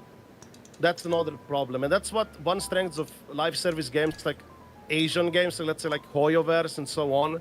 They're very quick with updates, and they constantly pump out something quickly for people to have. And like getting a new region or planet in Genshin or Star Rail, it's very insane how fast they actually do it. Because, for example, if you played back in the day MMORPGs like WoW, to get the new regions, you had to wait more than a year. Yeah, the 6-week development cycle. Yeah, it's insane. It's also a thing in Western game studios and development. Fortnite has a very aggressive development schedule. Yeah. They do. And that's why they're also very profitable as well. That's why it's one of the reasons it's so big. Yeah. But speaking of WuWa, do you think it was a mistake that they let you farm the gear this early, right away in the game?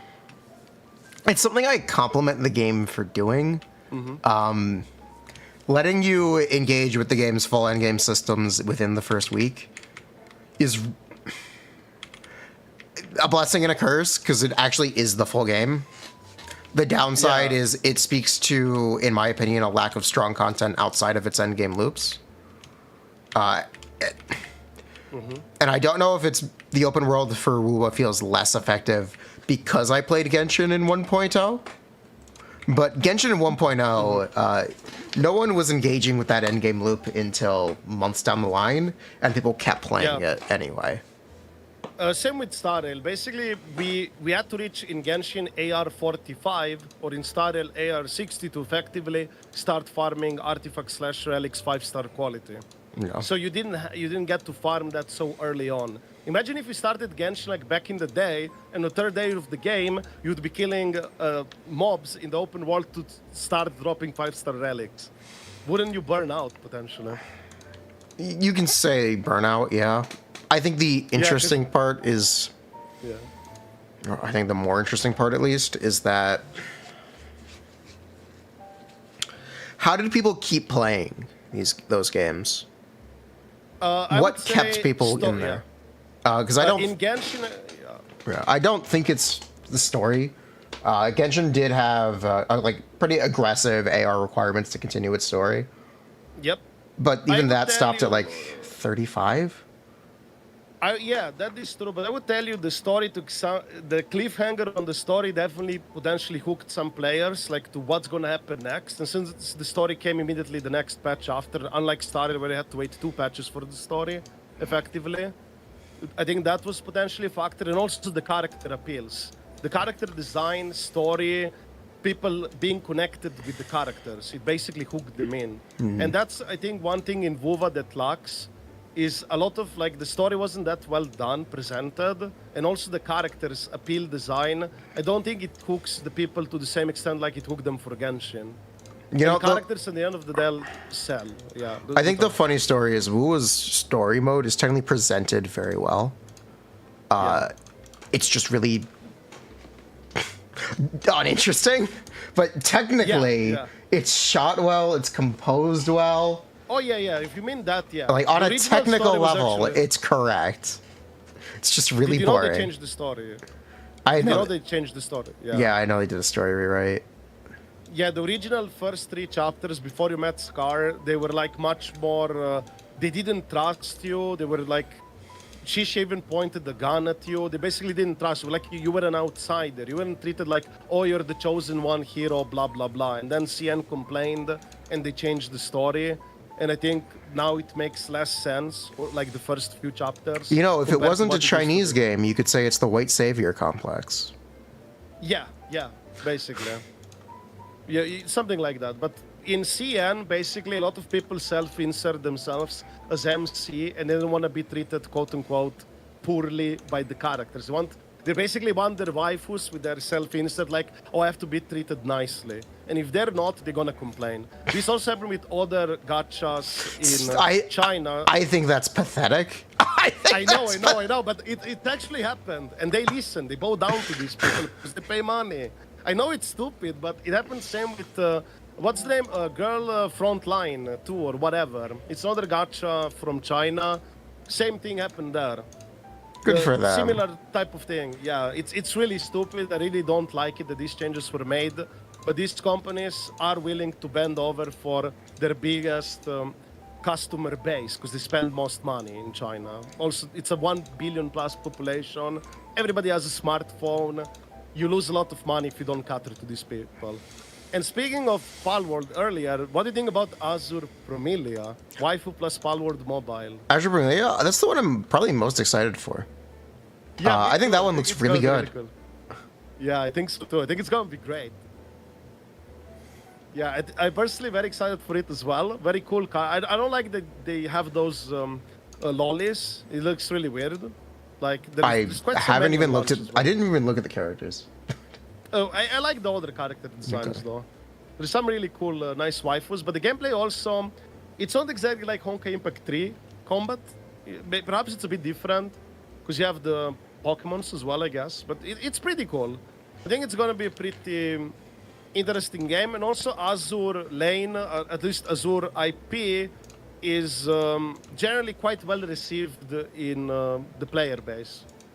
It's usually quite also free-to-play friendly. So I do wonder how they're going to make it for Azur Promilia, because in Azur Lane, from what I don't really play it, never really played it, but I heard that they sell a lot of skins there and make mostly money off skins. Not really like, not actual characters, but like a lot of skins. I've heard a lot of people say Azur Lane is very free-to-play friendly because of that. Yeah, me too, yeah. A $50 skin, one of my chatters said. Oof. You know, that's cheap. Shout out League of Legends. Yeah, true. Oh my god, I can't. Yeah, I can. That's so stupid what they did there. Yeah, I played League back in the day, like in 2010 when it came out. I never really liked it. I only played it because a lot of my WoW friends who I PvP arena with went to play League, and I was like, okay, fine, I'll go play this. But MOBAs were never really my thing. From my understanding, you also don't like them either. Yeah, I've never been in MOBAs, MMOs, not my thing. Yeah, MMOs for me, yeah, MOBA, nah. But what I don't like specifically about League of Legends is the community. It's way too toxic, and imagine being stuck like in a room for 40, 30, 50 minutes with some random strangers who are super toxic, and you can't leave the room. I think it's really stressful. The game takes so long. Yeah, why would you go over through such torture? It's like, yeah, it's like lock yourself in a room with some strangers that are like super ragey, toxic, and you can't leave the room without getting punished. It's not fun. I don't know, like, I feel like some people are just revel in that negativity and just keep playing even if they don't like it. That's my 2 cents about League. A lot of people, at least that I know. I think people like the competitiveness. That's the thing that they get into. You have Valorant, surely. Nah, CSGO, let's say. The real game. The real game. Or you actually played Valorant? I assume not. No. But it is that... It's the competitive aspect, the PvP thing. It's the reason people get into the stuff. It's the reason that keeps them staying there. Yeah, except it's a team-based game, and you're basically at mercy of other random strangers in a group if you don't play with your friends. I think it sucks. But never... speaking of WuWa, sorry, we strayed a bit into League topic, Lamal. Yeah. Speaking of WuWa, what do you think about the... echoes? There was some drama with 43311 or 44111. 44111 is so bad. Yeah, like what was that about? Like, yeah, what was the logic even behind it? Like, what, for new players who don't want to farm costly echoes? Wait, what? I don't. Like, what was the logic? I just kind of dismissed it because I knew how much of a damage loss it was. Like, if you want to play the game, you got to farm the echoes. That's how it is. Yeah. There's not a way around it. And also something that's actually really good advice, though, if you want to minimize farming sets, is Lingering Tunes. Lingering Tunes is the attack set. It's technically good on everyone. It is essentially a best in slot set for a bunch of characters. Do you think attack will become saturated, though, if you use that set and you have like, a lot of other attack buffs in the team or something like that? There are no other attack buffs in the team. Okay. At least not right now. That's what I meant, like as a future thing. Yeah, farming. Just to force you to farm new sets. Yeah, farming lingering. I'm sure they will make better sets. I've mentioned before, absolutely. I will be shocked if crit sets don't happen in They version definitely like will. They definitely will. by Like, version it's- 2.0 at the latest. In my opinion, they will release like ultra specific sets that are like not generic, like just for specific characters to induce people to go play more the game, farm this new stuff for the new character. Yep. And I think that can burn out a lot of people. I think they'll make a set that well. gives like 30 crit rate. That could also happen, but I think it could be For a more like character. specific for an X or Y character only, or type of character. Yeah, there's gonna be a lot of refarming, and the tacit fields doesn't look like they got upgraded because a lot of people are spreading misinformation that tacit fields is getting like buffed or upgraded.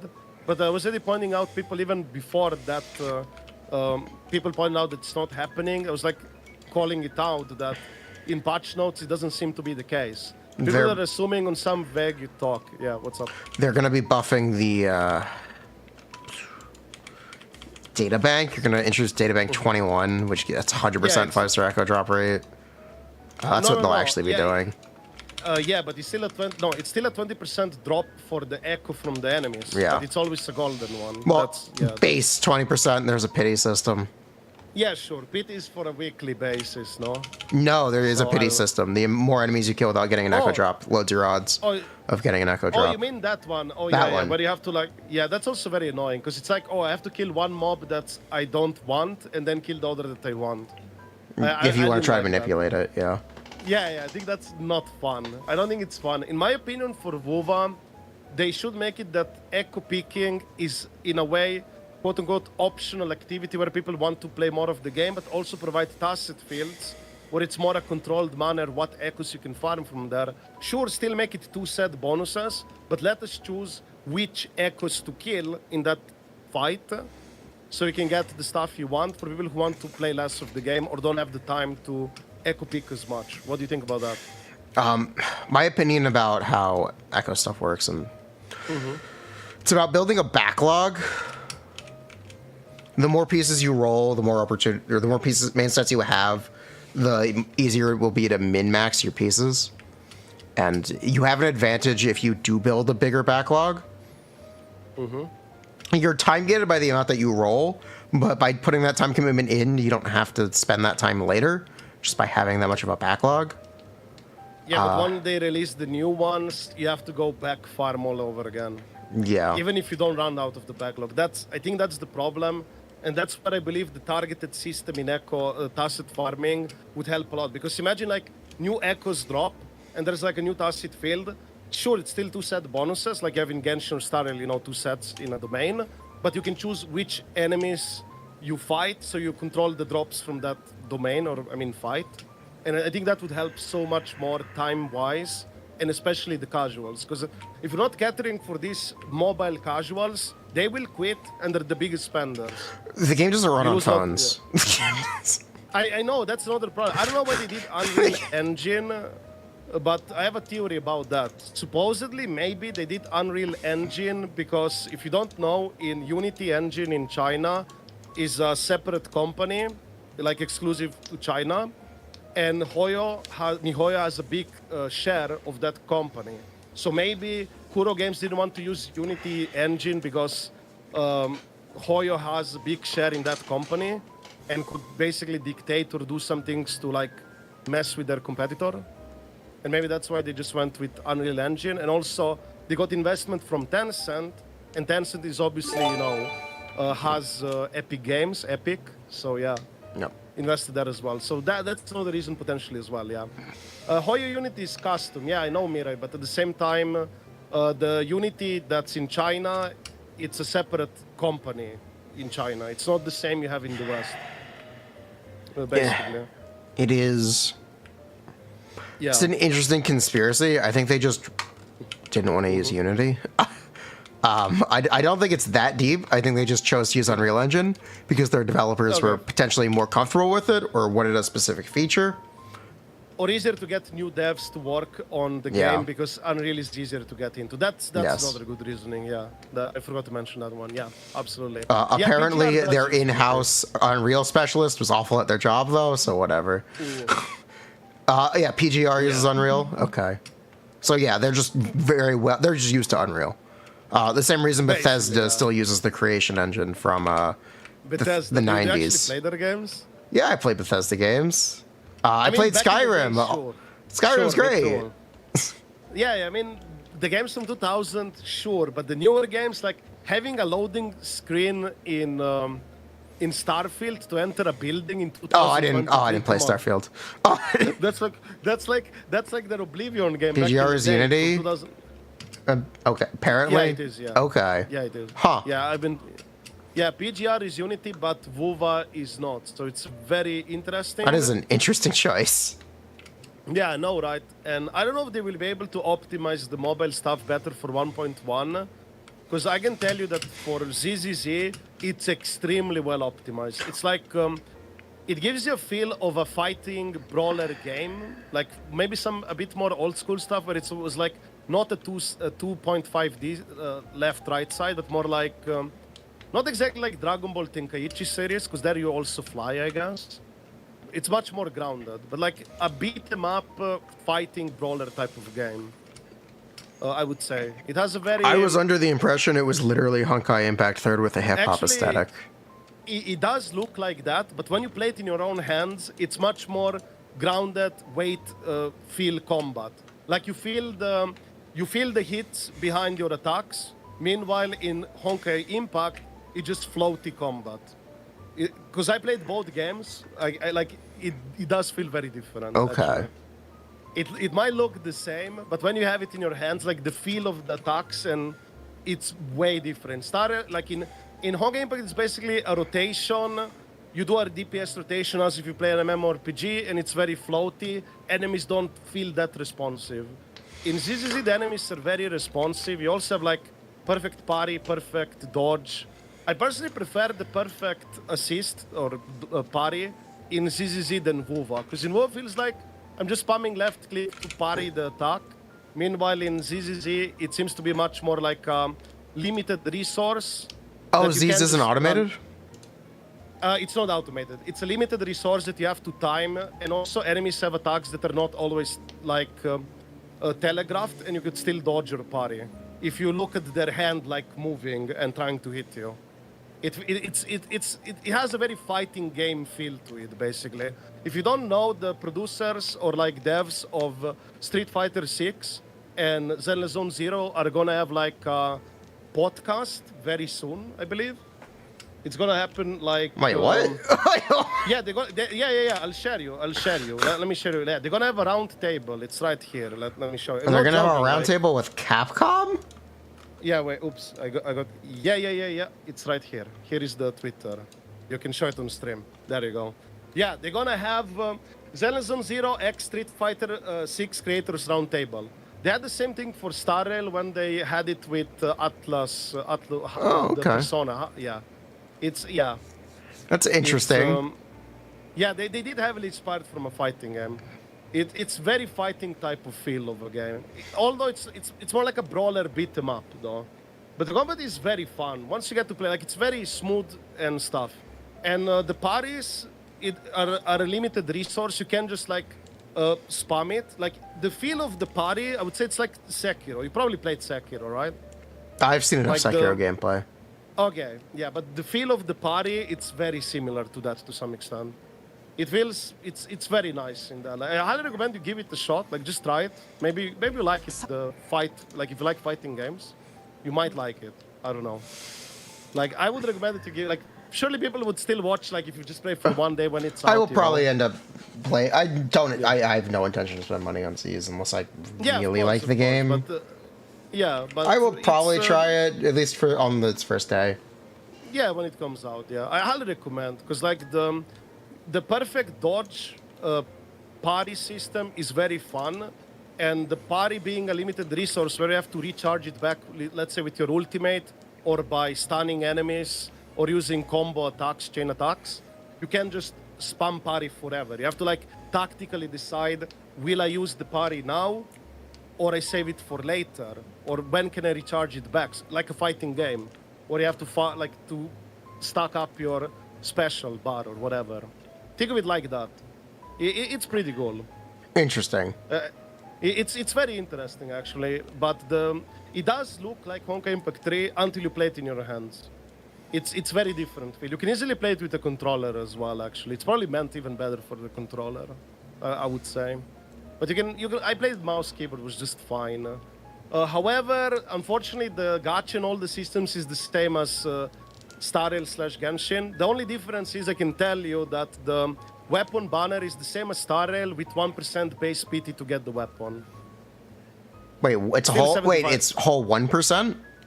Yeah, whole 1%. Wait, that's 80 awesome. PT, hard PT. Yeah, but it's 70/25 like Star Rail. Yeah, who cares? 1% is 1% is massive. Yeah, but that's for the weapon only. The character, it's exactly the same as Genshin or Star Rail. It's 0.5? So, yeah. No, 0.6. 0.6, sorry. Base, yeah. It's like the character banner is exactly the same as Star Rail or Genshin. Meanwhile, the weapon banner is improved. One of the things that I don't think people mention enough about Wuthering Waves is that its 5-star drop rate is 0.7? I believe it's 0.8 actually. Okay, 0.8. Yeah, it is massive in a way that 5 stars are literally cheaper despite the cost of the pulls being the same. And also base PT 80 pulls compared to 70, so soft PT should be potentially earlier. Yeah, sure, but I think the drop rate is the bigger deal where 5 stars are cheaper in Wuthering Waves. Yeah, absolutely. But also there is another corporate trick in Wuthering Waves. They split the currency between weapon and character event banners. Yep. So the shop also doesn't refresh monthly. Yeah, they're gonna add extra pool. I think it's gonna be 7 pools of each per month, per patch now instead of 6 or whatever, or maybe 8 even.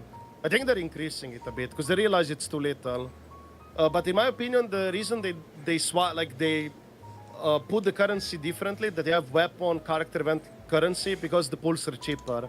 This way they can basically control how many effective pulls per patch you get, let's say, for the weapon. And even if the weapon is only 1 PT to get the weapon, you might not get, quote-unquote, enough pulls to get on the weapon if they give you a lot of character event-only pulls in the patch, plus the normal gems. So effectively, you could end up in a situation where it's just like in Star Rail, you have to save 2 patches to have, quote-unquote, guaranteed weapon if you lose 75 chance. Yeah. So basically, at face value, make it look like it's better, but at the end of the day, it could be basically the same. This is what Corpus like to do. Present it something it's like potentially better at face value, but when you look more into it, or how they can actually control this, it ends up being about the same. So that could also be the case. We'll see in 1.1 pool economy how many pools we get, like in WuWa. I assume you're still going to play 1.1, right? Yeah, I'll pull for Jinchi or Chongli if I have the pull wishes. I might just wait and see what the 1.2 characters are, because it might be easier for me to just skip. Yeah, probably better to wait. I know Jinchi is a heavy blade character, so I can just give her Xion's 5-star weapon. Yeah, you definitely could that. And Chengli can just use the 5-star standard sword. Yeah. Yeah, that also works pretty well for her. From what I've heard, apparently it's like a 10% damage difference with the standard and her 10%'s a lot. But I get what you mean, yeah. That's what I heard. To put that in Genshin terms, the difference between, for Al-Haytham, PJC, and... Primordial, yeah. Yep, and the Light of Fire Incision is 8%. And it can be higher with a bunch of EM buffs, because it's additional EM scaling talent damage, but you get... Yeah. That's what that difference looks like. And a lot of people will say, yeah, that's worth it. So it's really just subjective stuff. I think 10% is probably the difference that you want to see between 5-star weapons. Yeah, it does make sense. It does make sense, but I would say her standard free weapon that you have from Selector, basically, it's perfectly usable and it's gonna work fine. Yeah. So I'd say she's technically quite free-to-play friendly to build compared to Jinshi. Jinshi, like, you're not gonna choose Lustrous Razor from the Selector, it's Scope. So, and it's Battle Pass weapon, I guess. If you don't have Gian weapon, that is. Like all the By the way, what's your opinion about WuWa 4 stars being like bad overall? The gacha free ones and stuff. Sanhua is great. Sanhua and Mortefi are great. Yeah, no. I meant the weapons, 4-star weapons, like the quality 4-star weapons overall, not being like. Oh, that, the 4-star like weapons. Yeah, because in Genshin, like you have Favonius series, so like some good. You have 4 stars, variation in Wuthering Waves. Sure, you have the Concerto Energy Weapon series, but beside that, a lot of the 4-star weapons don't seem that appealing at all. No, they aren't. Besides some of the battle pass, so yeah. Could that be like one of the core reasons why they give you like cheaper 5-star weapon to get and so on, and you know? Technically, 5-star weapons also have a bigger base attack difference in WuWa than Genshin and Honkai Star Rail. They do. I actually checked that in ZZ, the base attack difference is in line with Star Rail / Genshin. It's nothing like in WuWa. Yeah. So that is a factor in sure, how 5-star weapons are so much better, even if they don't have good passives. But Genshin has a lot of... Do you know what Genshin's 1.0 4-star weapon roster was? I do remember, yeah. Imagine, especially the 5-star polearm, and only Zhanling, the only polearm user in the game. There was no 5-star polearm. No, wasn't there the standard one? Skyward Spine. Yeah. Which is just a bad weapon. It's just... No, wasn't there another one? What was the... Primordial Jade Wing Spear. That's also just a bad weapon. Yeah, I know, but this came in 1.0, and the only polearm user in the game was Zhanling. And speaking, this is very funny, because in ZZZ, you also have like character roles, you know, not exactly weapon types, also. And there is only one type of anomaly character, which is Grace, a 5-star standard character. So if you get anomaly type weapon or whatever, you only have this character in the game. It's kind of weird. Yeah, it's kind of weird. It reminds me a bit of the Zhanling situation, but even worse because that's a 5-star standard character. Yeah, Grace is a standard banner character. Yeah. But imagine you get the weapon for anomaly character class, because it's weapons select Star Rail style, you know, based on classes. Okay. And imagine you get the anomaly weapon, but it's only usable the passive effect for only one character in the game. That's a standard 5-star character. Imagine you get that, imagine you get Grace weapon from standard banner gacha, and you can't even use it. Like, that's so scuffed. I don't know why they did that. That's really funny. The thing about Genshin polearm characters. Yeah. Xiao was in CBT1. Xiao is also one of the first developed characters in Genshin Impact. Wasn't Ayaka actually? Wasn't Ayaka the Ayaka, first? Genshin, or Ayaka and Xiao are some of the first characters, yeah. Yeah. There's rumors that Xiao was the first character ever designed. I don't know if he was the first one implemented, but yeah. I think it's from an interview somewhere. Possibly, yeah. Absolutely. Yeah. But... regarding... Yeah, do tell. We recently got footage of the unfinished Tartaglia build in Beta 2. Wow. I saw I saw it on YouTube. He didn't have a texture, he had a model implemented, and he used Kaya's normal attacks for his Z skill. Wow. Ubacha, it's on Ubacha's YouTube. But yeah, they had an incomplete build of Tartaglia in CBT. Well, also my chat is asking something about first Klee Ultimate. What was that about? I don't know. Yeah, I have no idea as well. Also, speaking of Genshin, what do you think of the new Pyro Archon League design? Oh, I think it's awesome. I think she's... without the mask.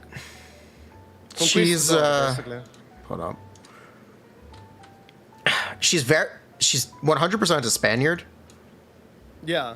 I think it's a bold choice to make the ruler of a South America inspired region a Spaniard, and I hope they don't miss with the commentary for that.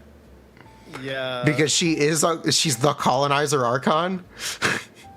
Yeah, it is. Yeah, that's kind of weird. But the same thing in Sumeru happened, where you had like a mix of different cultures as well. That's not. The Spaniards literally conquered the South American region and drove a lot of its people to extinction. I know, fair, but I meant originally... It's not really a blending pot. It feels more like an intentional thing. Yeah. I thought originally Natlan would be just focused on the native stuff, like not the on the Spaniards. Let's put it that way. I didn't think they would do it like this route. We will see how they're gonna do. It's definitely gonna be controversial. Something I will say: if someone complains that she is light-skinned, you have missed the entire point. You might be stupid. But the point is that she looks like a Spaniard. She's a conquistador. She's supposed to be white. She rules with an iron fist as well, sure, and she runs some kind of. I don't know about what did that. they had like not the cotton farm? What did they had as well? What was the other thing they had back in the day? Smallpox? No. Like they ran the conquistadors, like when they conquered like lots of the land in South America. Besides the cotton fields, they didn't have something else as well. Like imagine like. What if she's running some kind of business or like some cacao? Yeah, I don't know if Bananas, coffee. Yeah, I don't know. Maybe she's gonna be, I don't know. I think it's gonna be I think it's gonna be all right, but you're gonna obviously have people on Twitter who are gonna be like crying about it as always. That's my 2 cents, probably. Twitter, X now, I guess. Yeah. X, the platform formerly known as Twitter. Yeah, I like how all companies have to say that because they don't just wanna say X.com because then people could think it's something inappropriate or something like that. That's why I feel like they say formerly known as Twitter. Because all of these corporates don't want to just say at face value X.com because maybe somebody who is clueless wouldn't know. They could interpret that like, is that like a link to a porn site? X, what, you don't like X videos? Nah, you have other ones, surely. I can't believe he got the X.com domain. I mean, this is, from my understanding, this is something he wanted to have PayPal back in the day as well as X.com. Yeah, and he got rejected by other shareholders. yeah, and here he got away with it, basically. Yeah, because there are no shareholders. Yeah. I mean, didn't he fire like a lot of people, and people were saying like it's not going to function anymore, like the X, Twitter, whatever, but still seems to be functional and work just fine. He's bleeding money. I remember hearing that. Yeah. It's bleeding money. I remember. Twitter's worth half of what he paid for it. Yeah, he got debated basically, and he couldn't go back on his word. I would say, yeah. But Twitter is also somewhat. It's a platform for political extremists. Even more so than Facebook. But the real question is, do they actually use Twitter or not really? I don't know. Yeah, I don't really use Twitter. I'm not engaged with Twitter. I only made Twitter to like join the socials, so there's nobody who would use my name, but that's about it. I don't use Twitter. I think it's yikes. Yeah. Personally.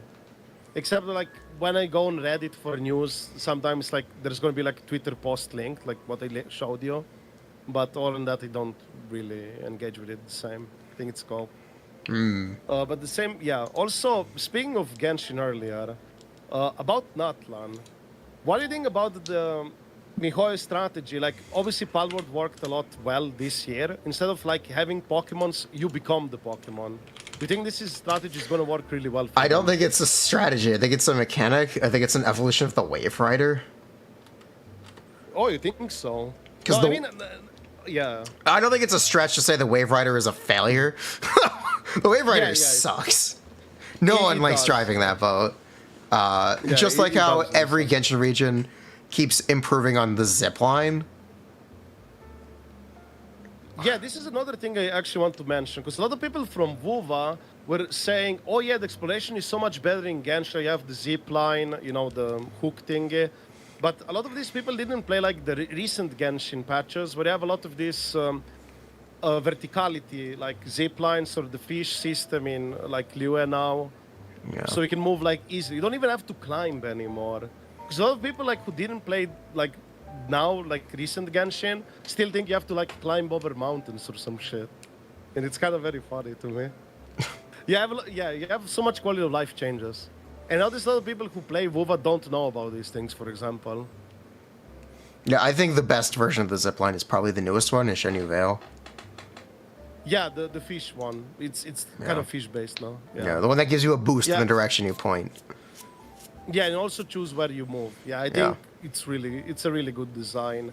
They definitely cooked, and personally, because a lot of people I heard that they said to me, or even on social media, I guess, they were saying, "Oh, now that I did exploration in WuWa, I can go back to Genshin exploration." That's but interesting. I don't see it. Yeah, personally. same. I have no problem. I just played a bit Genshin yesterday, like was just picking picking some chests, I guess, and I had no problem. It was fine. I had the fish thingy, like in the new area, whatever. It was fine. There was no problem. At least not to me. I don't know. Personally view Genshin's open world design as more compelling than WuWa. Yeah, I think, that's one thing I will say for WuWa. Like, what I liked about WuWa 1.0, a lot of diverse areas, but it doesn't feel that distinct to some extent. It feels like, maybe a bit too much, not exactly too much gray, but like maybe landmarks or something. Like, it feels like it lacks something in aesthetic design, something to attract you to the areas. Yeah, I think that's what it is.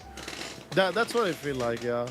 Maybe also the color filter they're using, like to make it a bit more like gray, brownish, yellowish, maybe. I think it's just missing set pieces. Maybe that too, yeah. It have no impact, yeah. What about that? We're gonna be getting 6 Saurians in Natlan. I expect these to be like. Did you explore some of the one Lake Sumeru area where they give you the wisp? I have 100% to fly around Sumeru as exploration. Okay. Yeah. The area with the big tree. Yeah, where you get to control the flying wisp. Yeah, I'd expect the Saurians to be pretty similar to that, if not just Wave Riders. Oh. Where you'll go to a spot and it'll activate the... Improved Wave Riders, of course. Yeah. Like, definitely it's going to be the scuffed version. Yeah, I think it's going to be fun. I'll definitely stream Natlan and check it out. Because, like I said... I personally, like, I don't know about you. Yeah, actually, this is a super important question. When I watch you, you play so much of Spiral Abyss, Genshin. My legit question is, do you never get bored or anything like that? How do you keep going through the same thing over and over again? Really a lot of times it's talking to chat. And whenever I'm playing Spiral Abyss, it's usually related to some conversation we're having. Oh, okay. That's usually... Yeah, I know. That's generally what it is. Or the content is helping people clear Abyss. Yeah. I mean, it is just chatting by playing this type of games at the end of the day. But I still, like, you do go a lot through Abyss. Yeah. Like, I see it. Do you also try to optimize your times always? Or you just for the sake of doing something, if I may ask? I'm not sure what you mean by optimized times. Like, each time you're doing Abyss runs in the background while you're chatting, do you actually try the runs every single time, or just doing it for the sake of doing it in the background? At some point, you learn what the chamber layouts are. Okay. And it becomes easy to do it, because I'm never looking for the most optimized clears. Oh, okay. That's not something I'm as interested in. As long as it's close enough, it's good enough. Fair. Yeah, because, for example, when you stream, let's say, Star Rail every day, you don't exactly have Spiral Abyss. You only have, let's say, you have mock. Memory. Yeah, I know. I don't know. I don't think I can survive just doing mock. You can't do mock all day? I don't know. It is the same thing as doing mock with different teams. I think the problem is characters just become unviable in mock. Period. Yeah, it was very frustrating. Like, I think it was the Pure Fiction or mock, like, last patch or 2 patches ago, where on one of my accounts I had like E0 S0 units, and I didn't have the Turbulence or Blessing to help me, and I didn't have Vertical Investment, and there's nothing I could do. It took me like ages of RNG just to get max stars. And it was very frustrating. It wasn't even fun. It was like, oh, it's a skill issue. It's like I literally didn't have rock, paper, scissors type of thing. It felt like. I don't know how to explain it. Yeah, I think Honkai Star Rail content is a lot more interesting when there's that kind of struggle. Yeah, I mean, For people viewers, love to at watch me least. struggle. Yeah, but I don't like the struggle. I know people want me to struggle, but I don't like the struggle. When I got It's back, very conflicting. when I got back into Honkai Yeah. Star Rail in 1.4, Yeah. I think it was much more interesting for viewers than it is for me to play Honkai Star Rail now. Fair, Because yeah. we were constantly clashing about Zila. Yeah, why did you? Yeah. Oh my god. I yeah. think that take aged pretty well. I think that Yeah. technically, I think more I mean- people switched over to that as they stopped being able to catch up with the content. Yeah, I think it's gonna be the same thing in ZZZ. Like the first banner, probably an easy skip for long term. I think she's gonna age like not that well. Just a pure DPS type of character, more or less, with freeze, a freeze DPS. Surely they're not gonna release new bosses that are gonna be immune to freeze, right? Oh, Stuff wait, like Ellen's that, a so- freeze character? She's ice. Basically, ice is a element which can freeze enemies. Oh, they have. Okay. Yes, you have elements. Yes, you can like shock enemies, and also depending on the type of enemies, you have additional effects. For example, if you shock a mechanical enemy, you will immobilize them. For example, you have also additional things like that. And you also have like toughness bars on enemies where you daze them to get to stun them. And you also have kind of quote unquote elemental reaction. It's called anomaly. So you have that type of stuff as well. Okay, that's interesting. It's interesting actually. Yeah. I think you would probably like. It's nothing like WuWa. It has actually quote unquote elements, and you have these applications for the elements. Yeah, I wish there was more character interplay in WuWa. Right now, it Speaking feels of really yeah. inconsequential what color characters are. It doesn't influence the that's- supports they can use. It doesn't influence their teams. Doesn't influence their gearing. And this is the massive difference in ZZZ. You have that, but that also could be a problem. Let me explain why. In ZZZ, characters get additional abilities on their kit, like passives, if you match two elements or two characters of the same faction in the team. And more importantly, there are also certain characters, if you combine them together, you get like a special new skill or ultimate. Okay, so they effects, have abilities that they do have more the Genshin damage. elemental resonance stuff, which I think Honkai Yeah, Star Rail they- would be a more interesting game if it did have elemental it's resonance. it's actually different. It's not a generic resonance, it's a specific resonance for each character. Huh. Each character has their own additional passive ability if you combine two factions or the elements in the same team. Well, that's interesting.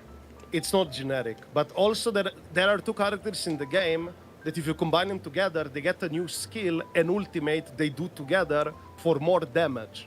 So it's like, this could also be a problem in the future where they do with future characters, they literally have to use X and Y character together to do more damage. It's kind of the opposite of WoWa. The characters are very much connected to each other. But that could also be a problem because it's a gacha. And it could be like, okay, I need this and that character to combine them together to actually do more damage, because they will. Like for example, there is a character called Kuleda and Ben. You combine them together. They have a fancy new skill animation and ultimate animation. It's not just a So animation, these will it's never also be numbers. on new characters? Yeah. These will never. What do you mean? So new characters won't or have the same like combination skills? Maybe they might have. We don't know. Because right now you only have two characters that have this combination, quote unquote, attack, where they basically get an enhanced version of the ultimate and their skill when you use that character combined with that character in the team. For example, like when she's going to use the ultimate, the other character is going to ult with her as a new animation that also does more damage, not just visually. And same with her skill, like instead of like solo swinging the hammer, she's gonna combine it with the guy to hit together for more damage. And this only works specifically if you play these two characters together. And that could be a concern in the future because it's a gacha game. But it's still cool though, I would say. Huh. Yeah, it's still cool. That's Yeah. really interesting. So the gacha aspect, I think they would somewhat genericize that, where other characters will yeah, probably. have the same abilities with the same characters. So there will be alternatives for that, is the way I would probably design it. Yeah, because right now the combo is basically with the 5-star standard character, and the 4-star is a free character everybody gets. Right now. but that could be different in the future. I would also say for I would also say for ZZZ, it's probably super easy to skip 1.0 patch, like 5-star rate up characters, because they're just pure DPS basically, and you have good support such as like Grace. No, actually, she's not a support; she's an anomaly, which is like basically elemental mastery type of unit / break effect. And then you have Rina, which is the actual support, maybe like a wannabe Bronya. Rina has a defense ignore debuff on enemies for your entire team, which is probably pretty good to have. And you also do have a selector in the game. And they changed the beginner banner. Unlike Star Rail beginner banner, they removed beginner banner. And you know those within 50 pulls discounted thing, you get the 5-star? They just put it straight into the standard banner. So all those pulls you do to get the guaranteed 5-star within 50 pulls on the standard banner will count immediately towards the selector. So instead of 300 pulls in selector, you will effectively need 260. Effectively. Those 40. Yeah, because you remember those 40. I have no idea what to think about that. That's it's a little complicated. I mean, basically in Star Rail, you had to do 40 pulls on the beginner banner, and those pulls did not count for your selector, 300. Yeah. Yeah. In Zenless Zone 0, you do those 40 discounted pulls to get the guaranteed 5-star straight on the standard banner, so they will count towards the selector, right? Okay, so that's nice. That's how they. It's a quality of life feature. That's a really good quality of life feature. Yeah, and also there are, unlike WuWa, I think some of the standard characters, at least two, like Grace and Rina, will probably age decently well. But there are definitely some characters like, you know, Yanqing, Diluc type of thing that's not gonna age that well. Kalkaro? He got nerfed a lot pre-release, actually. He was much better. He got nerfed just before he came out. Okay, I'll take your word for it. I'll take your... Yeah, actually, it was data mined. Yeah, I know he got nerfed on release. Yeah. That's why people who were talking from the beta, he was much better with Yinlin, definitely. It is what it is, yeah. And also my belief in WuWa 5-star standard characters, I think they're all gonna get shafted because they effectively gave you the entire 1.0 patch for free. So the power creep, I believe, in WuWa is gonna be very strong and very fast as well because of that. Yeah, you know, it's shockingly... Now, I was... Jinshi got buffed, and she is now competitive with Gion. That's because she got buffed. Good. That makes sense. So it seems like they're pretty conservative, which is not what I expected. Maybe for now, but I think they will push it sooner or later. Maybe even faster than what Honkai Star Rail did eventually. I could see that happening. Because, let me explain, if they give you the entire 1.0 stuff or early stuff, basically everything for free, there is less incentive for people to pull new units to clear endgame content. And obviously, WuWa is very much catered a lot into endgame content. A lot of people are not there pulling characters just because it's a waifu alone. Of course there are, yeah. But I would say it's much more emphasized on the endgame combat power than, let's say, Genshin. In Genshin, they can much more get away with, like, waifu character story appeal than in WuWa. Because I think a lot of people are not attached as much to characters in WuWa compared to Genshin. Because of the story and how they were presented, or the character stories. Like a lot of people didn't like Yinling character story as well, for example. The presentation and so on. You know, it does go back to what I was saying, where technically that stuff is presented really well in WuWa. On a technical level. Yeah, on a technical level, it has done everything correctly.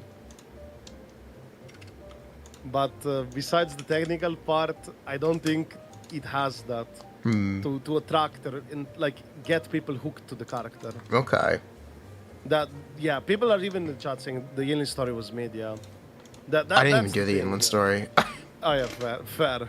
Yeah, a lot of people didn't like it. I mean, personally, I think it was kind of rushed or like weird a bit there too, but it wasn't the worst.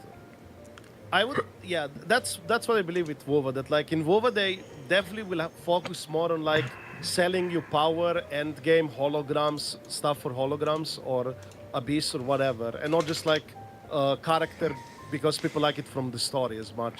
I don't think they have that strong selling point for that in this game. I think that's.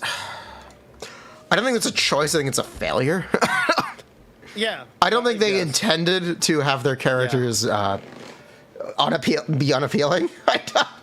No, I would say Changli and Jinshi definitely look great, but in terms of like how they are in the story, it's a lot of people are disconnected from the story basically. Also, by having skip button, people get even more disconnected from it. I don't get. Skip button's a good thing. Skip button. I'm happy to have a skip button. Zenless Zero has a skip button even more than WoWa, by the way. Nice. You could skip 99% of story in ZZZ except the big cutscenes. Everything else you could click skip button. Also, in the beta you had unlimited FPS in WoWa, ZZZ. I don't think it's gonna last. Probably Apple deal, it's not gonna be for PC. WuWa But also had uncapped frame rate in one of its betas. Yeah. I think the frame rate is not gonna stay for ZZ as well, but maybe it will. Not that it matters because we stream like you have to do 60 FPS anyway. But the skip story, I think it's probably gonna stay Okay. in ZZZ. It was in all 3 betas, I believe. Then yeah, And I the skip played button will end up staying. I played Close Beta 2, Close Beta 3, all had it, yeah. And they also removed a lot of the TV screen shit. It's basically now like Star Rail puzzles. It's like you will spend some time doing the chore, like the puzzle, basically, but it's not so much as it used to be. Because the original Close Beta 2 I played, it was over 50% TV screen. Everybody complained it. They reduced it down to like 20%. It's something like the amount of puzzle time you spend in Star Rail. I would say it's not that much. It's a chore. I don't like it. Just like in Star, I'm not a big fan of the puzzles, but it's not as prevalent. And the endgame combat, you have two modes. You have Spiral Abyss, and then you also have Simulated Universe. But the Simulated Universe is done in a different way compared to Star Rail. Have you ever played Darkest Dungeon or? No, I have not played Darkest Dungeon. Or Slay the Spire to some extent. I've never played Slay the Spire either. Well, it's more like in that. You basically traverse through a TV screen area, like for the roguelike component part, just if you play like Darkest Dungeon or Slay the Spire, and you also have negative effects. So basically, the longer you travel through the simulated universe, the more you're gonna get corruption. And the more corrupted you get debuffs. For example, you get debuffs like you can no longer get healed. Enemies do more damage. Now you lose energy. Like so, they basically made Simulated Universe an actual roguelike where you might sweat a bit more. Oh, that could be fun. That actually is fun. But I wonder how much of that is just early game stuff. Like Simulated Universe was hard. Oh yeah. I think it's probably like that too until they add expansions to it. Yeah. And also they said for Zenless Zero they're adding multiplayer battle mode. Not the normal co-op you already have in the game, like in Genshin, but actual multiplayer battle mode, they said. What do you mean by multiplayer battle mode? That basically what they mean, they want to add a multiplayer type of feature in the game that's not like, oh, this is like a mini, like, you know, co-op like in Genshin, where it's not really like a quote-unquote purpose to it, but actual mode where you would be incentivized go play multiplayer. We don't know if it's PvP co-op or whatever, but they said they're adding it. I know Honkai has a co-op abyss mechanic where you grief the other player. They removed that. They removed it? There. Yeah, but you do have leaderboard still. No, but they actually said specifically multiplayer battle mode. So it's not like, because the game already has co-op where you can like do co-op for weekly bosses and stuff like that. But they want to release like a specific mode where you play multiplayer with people. That's what they plan to do, which I think it's going to be interesting. It will add a lot of more like content to the game if you actually have an actual multiplayer mode that you can play with people. Yeah, that sounds interesting. Yeah, and there was another thing they're also considering, which is very funny, especially from Honkai Star Rail and this. They're considering potentially to add auto-battle feature for farming. Out of battle feature for farming. Oh, like the daily farm for like claiming so like you go farm relics or artifacts autoplay. Oh, relics artifacts? I thought it was going to be like overworld resources. No. It's in a domain. You farm relics, artifacts in domain like Genshin, Also, the farming is different in this game. You choose what to farm. You basically open the menu, you choose what type of enemies that drop, like, for example, imagine in Genshin you're farming Mora and books, or you probably don't do that, it's stupid, right? Right. But you could basically, you could choose exactly, or talent books. Imagine you could decide, I want these 3 different type of talent books in one domain, I farm them at once, all together. You can do that. That's fun. You can choose the exact quote-unquote battle plan, what to farm in the domain. Like, you want this many books, this much credits, or Mora, or talent books, exactly which types, or even weapon materials. You can just put everything in one go, you do it, it's done. It's very fast to farm, opposite of WuWa. And also the gear sets, you have 6 pieces for artifacts, but unlike Star Rail, you only have 4 set bonuses. So you basically go 4 set bonus and another 2 set bonus, or triple double set bonus. That's how it was. That's interesting. Okay. The double set bonuses are like Star Rail style, which is like 10% fire damage, Yeah. which is like whatever. You still want 4 piece, yeah. You can easily have off pieces in the game, much more. Wait, I thought Z's didn't have off piece.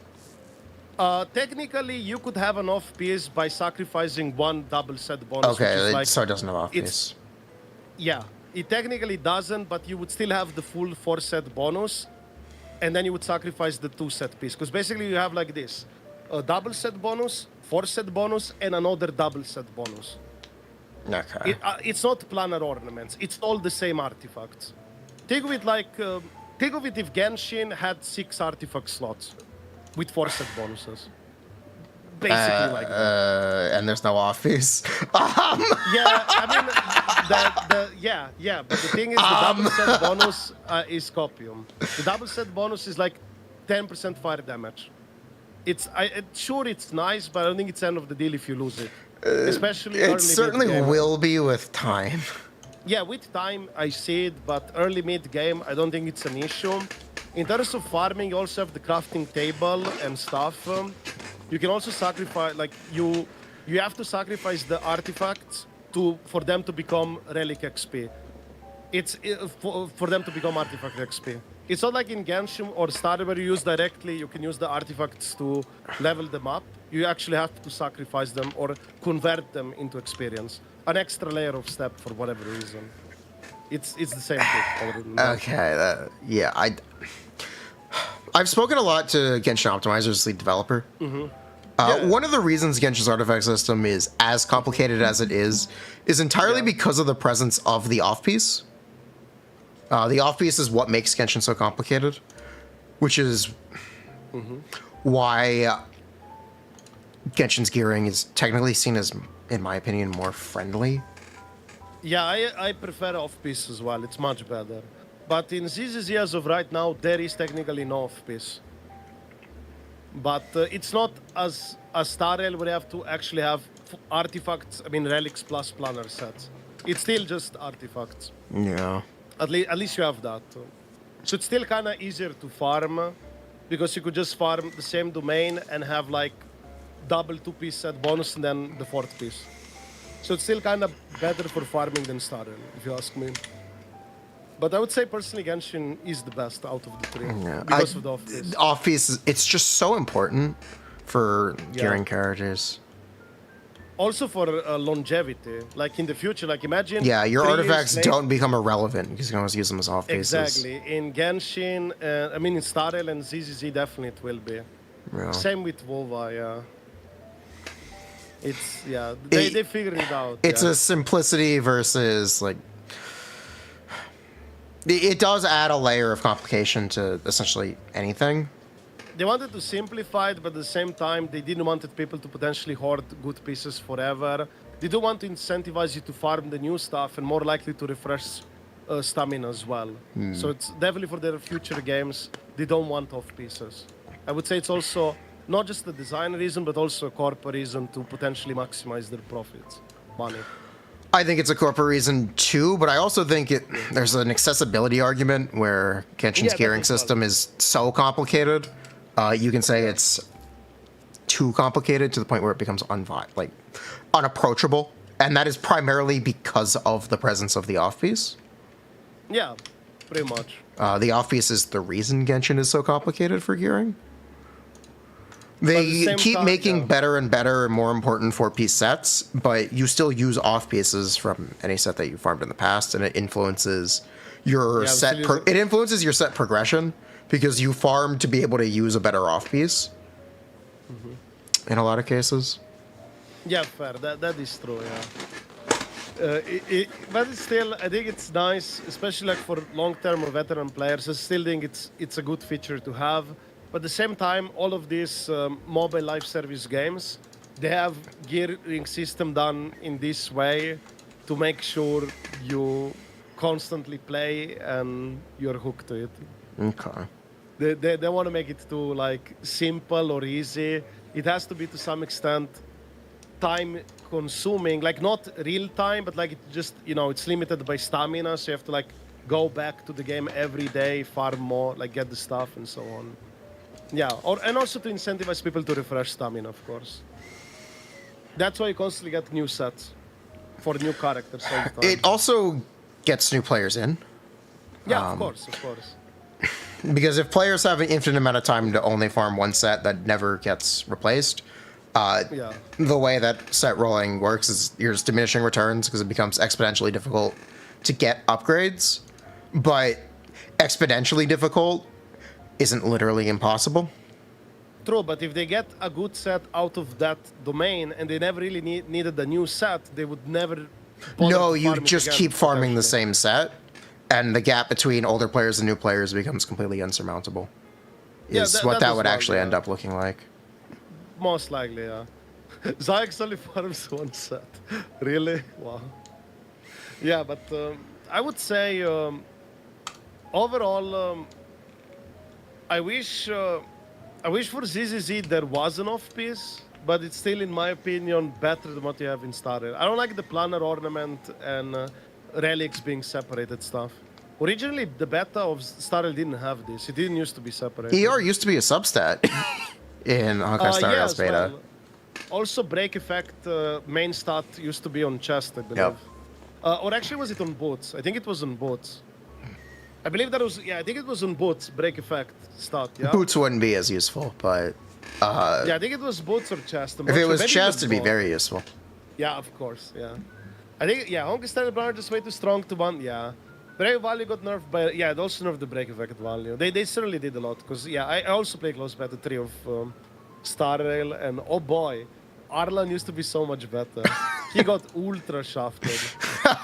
He had some ridiculous multipliers, but they had to nerf him because technically he would be more enticing for people than Jing 1. And that would not be a smart idea. They were like, we have to nerf this so we can sell you Jing 1. And then, how'd that work out? I know, I mean, Jing 1 did sell a lot.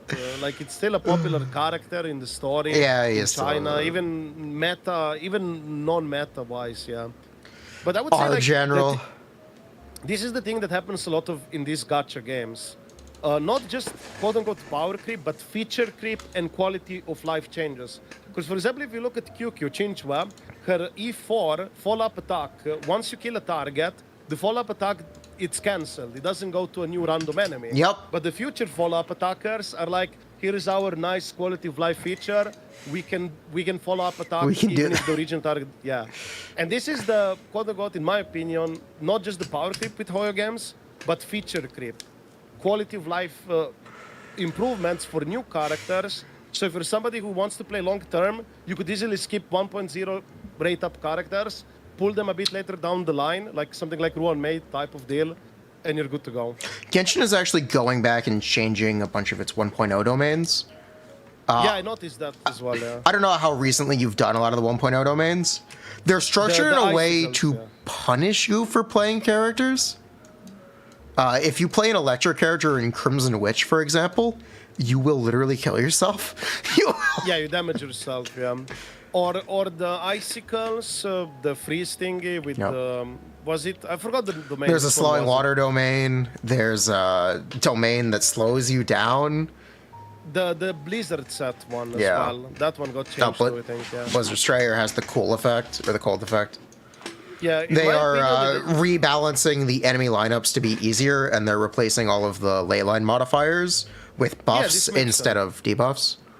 Yeah, this makes sense because they want new player accessibility. Now that Natlan is coming out, there's going to be a lot of new players, and they want to make sure they have a good experience at the start, or like modernize the early parts of the game to hook people in. Because this was a big problem in MMORPGs, where the old stuff was never really updated for many games, which was outdated like old stuff. And a lot of people were saying, oh, you just have to play 50 hundreds of hours to get to the good stuff, to the good part, yeah? But a good game has to be good from the first hour. And that's why they're changing these things to make sure like it's modernized for players to get It's not into even it. just a modernized thing. I think, in my opinion, the hardest domains in the game are the 1.0 domains. Yeah. They're so much harder than the new ones. Yeah, it's for a reason. Yeah. They want to make it easier for mobile players, more accessible for farming. They don't want people necessarily to be struggling for or like taking too much time for farming the stuff. Especially if they're the first domains you have access to, progression-wise. If you Yeah. wanted to build even characters like Bennett, you have to interact with that content. You have to fight Storm Terror Yeah. and the Wolf of the North, and for official, Are they and nerfing Jingzhou. those too? Are they nerfing Wolf of the North? No, they are not nerfing Wolf of the Oh, North. okay. And I Okay. don't think they're changing Storm Tower. In my opinion, they should, but whatever. Yeah, they don't. that fight was very annoying. They're just with the annoying. They don't. platform. They're not difficult. They were just annoying time Yeah. wasters, basically. The domains are actually difficult though. Yeah, imagine they put something like that in Abyss, like more of those type of enemies, where they waste your time, like Winat and so on. Do you dislike this type of design, where they release enemies like in Abyss? Oh, which the just stall. waste your time? Yeah, of course. Yeah. I think don't even it's like really- Kenki's HP gate. Yeah, I also dislike that. I mean, I did recently Abyss, waiting for it. Also depends on your device. Like if you're on a bad PC or a phone, it takes even longer for Magu Kenki to load, and it wastes more of your time. So if you're playing on a bad device, instead of those, how many seconds is for Magu Kenki, like before you can damage? 3-5 seconds? How much 11. is it? Yeah, it's even more if you're on a shitty device. If you have like bad ping, bad CPU, like slow loading times, it takes even longer for the enemy to spawn in and do all that stuff, but your timer is still ticking as normally. So yeah, it sucks. No. So I don't know. Hopefully they might change, but press X for now. I don't think they will. It feels bad, man. Yeah. Also, did you dislike the latest Abyss in Genshin, or you liked it? The latest didn't Abyss check in Genshin. It's The current one. that first chamber is really difficult. I don't think the pyro shields have any place being in this 12-1. I think they make it a lot more difficult than it should be. Because it is already a difficult chamber by default. Having the shield Yeah. break kind of puts it a little over the edge and makes it more restrictive than I'd like. Because otherwise, I do like the current 12-1. I like how challenging it is. Yeah, I think it was fun. I mean, I had a friend of mine that was saying like that it was a bit like laggy or performance-wise was like a bit worse than normal Abyss. I don't know. Did you have like any lag or delays or anything like that in the latest No. Abyss? No technical issues, yeah. I don't have technical. 'Cause, No, like, I haven't had technical Yeah, issues on okay, this. that's great. Yeah, because for example in Star Rail, like the new floor, it's like, did you try it with Himeko maybe? I did Apocalyptic Shadow. I did not play Himeko. Oh, okay. No, I meant the mock. Did you try mock against I've done- past, present, and eternal? I was. show, yeah. I'm literally doing the background of the stream. Oh, okay, yeah. Yeah, I was just wondering. Yeah, I did Apocalyptic Shadow with Firefly. It was super. I have easy never peasy. built Himeko. Really? Yeah, Himeko, I think, was my first 5-star character. Yeah, I remember you played it in 1.0. You were farming Calyxes. I remember you used to have this stream where you like farmed the Calyx with Himeko. Was it Himeko Herta? And you had like on a small screen, and you were just playing Genshin. No, actually, I never built Himeko Herta. Maybe it was a support. I just left. I just left. I usually just let it autoplay with whatever.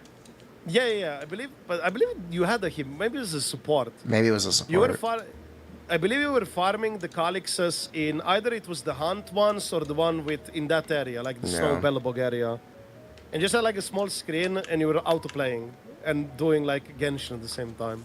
Yeah. It was. That's right. That's about right. That's about right. Yeah, I remember that. I saw it. But yeah, also, you know, what's funny? You skipped 1.1 patch, so you're one of the people, like of the streamers on Twitch, who doesn't have tutorial. How does it feel? Oh, it's a dead weapon now. No one uses Silverwolf. No, actually, you can still use it on Pela and stuff like that. Yeah, but why would you over Pearls? I mean, depends. Depends with who you play Pela, to some extent, I would say. Because, like, what if the other holder is the Pearls holder, for example?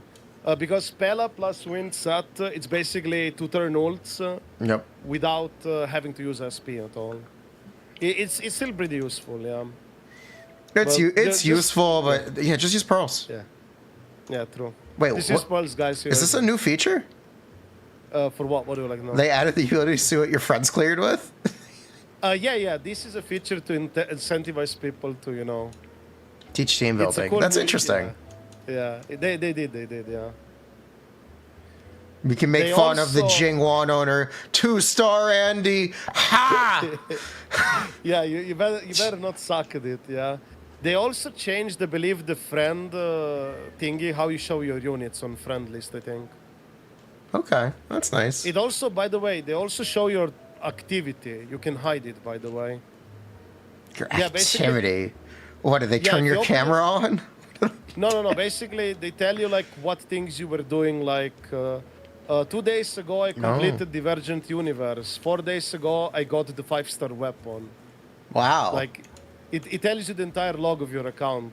If people are in your friend list and if you don't hide it, they can know exactly on what day, let's say you got the character or a weapon, or if you completed floor 12 of Abyss. I mean, Mock. Why is this boot Hilden 3-star? Yeah, I don't know. But you can check Trailblazer profile and it's there. Trailblazer activity. So, you know, like in some other gacha games, where like they always tell you on your friend list, your friend just got the 5-star weapon or character, you know? Like, this is a very common practice with this type of games. They just want to show constantly, like, hey, your friend got this new character or weapon, you know? Maybe you should do it too, you know? Okay. Yeah, I think that's why they have this, yeah. Your friend is playing TCG, yeah. In Genshin, it would show you basically equivalent is if your friend is playing TCG or not. So then you could decide whether you remove them from friend list or not. They can say, you're a TCG loser, get out of here. Doesn't play enough TCG. The only reason I played TCG when it came out was for the initial rewards, and that's about it. I never even bothered. I never got into it. Yeah, I know. I didn't finish the tutorial. How did you do the event in last year for TCG if you didn't do the tutorial? You didn't have to do the TCG part. Oh, you didn't have to? No. I was doing it because there was just a story part that you just did the story and you got the rewards. Oh, I didn't know. I was doing TCG for that event because I assumed I had to do it. The TCG tournament event, the one that introduced Charlotte? The one with no, it was with the Kirara as well. Yeah, that's the one that introduced Charlotte, isn't it? Was it? Yeah, I think it was potentially. Yeah. No, wait. Or was Charlotte interested in a Mondstadt event? I don't remember. Yeah, it was the. Charlotte's been in a couple events. It was in April/May when Star Rail came out. It was the death patch of Gacha. It was the second Charlotte event. Okay. Yeah. I remember that. Yeah, I was doing the card event there. I remember I had to play cards, but was it optional? Was it being just a Pepega? Yeah, it was. You didn't have to play the card game. Okay, I guess it was clueless. Either that or I skipped some rewards. Not sure. I know I got all the rewards, but I was playing the card game for that shit. I know. I don't know if it was optional. I have no idea, but yeah, I'm not sure. I survived. Yeah, in my opinion, the reason why they did TCG within Genshin and not as a separate game, it's because in China, China CCP gives like the license for a game release very rarely, and how you basically can get one looks like once per year. So if they decided to do TCG separately, then they would have to delay release of Star Rail, for example. That's potentially one of the reasons why they decided to integrate TCG within the game.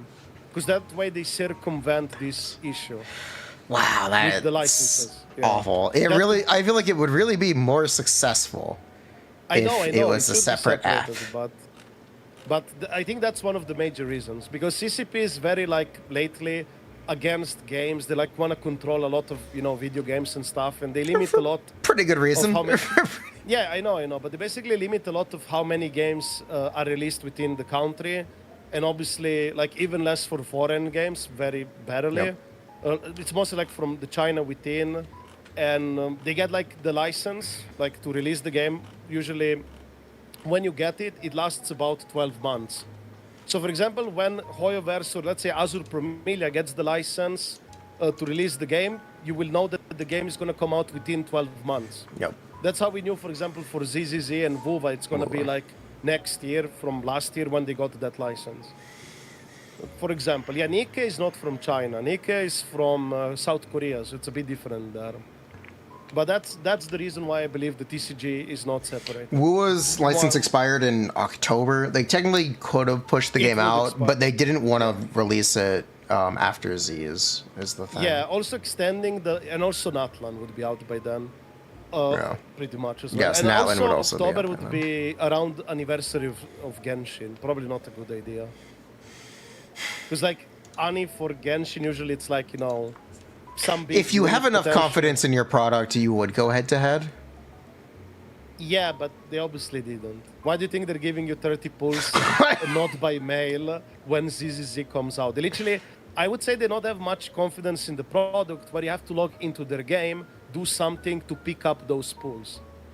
On the day ZZZ comes out. It's not like, I just, pick it up from mail. Later on, you literally have to physically go into the game. Is it a daily login event? It doesn't seem to be. Or do they give exactly you all daily at login. once? Okay. It's like an event that you miss if you're not on that day logged in to claim it or something like that. It's not in the mail. You literally have to open like your event tab and click something, but the reward is limited on a specific day. And if you miss the quote-unquote timing, you lose the pool, those 10 pools, from my understanding. Okay. It's not in the mailbox.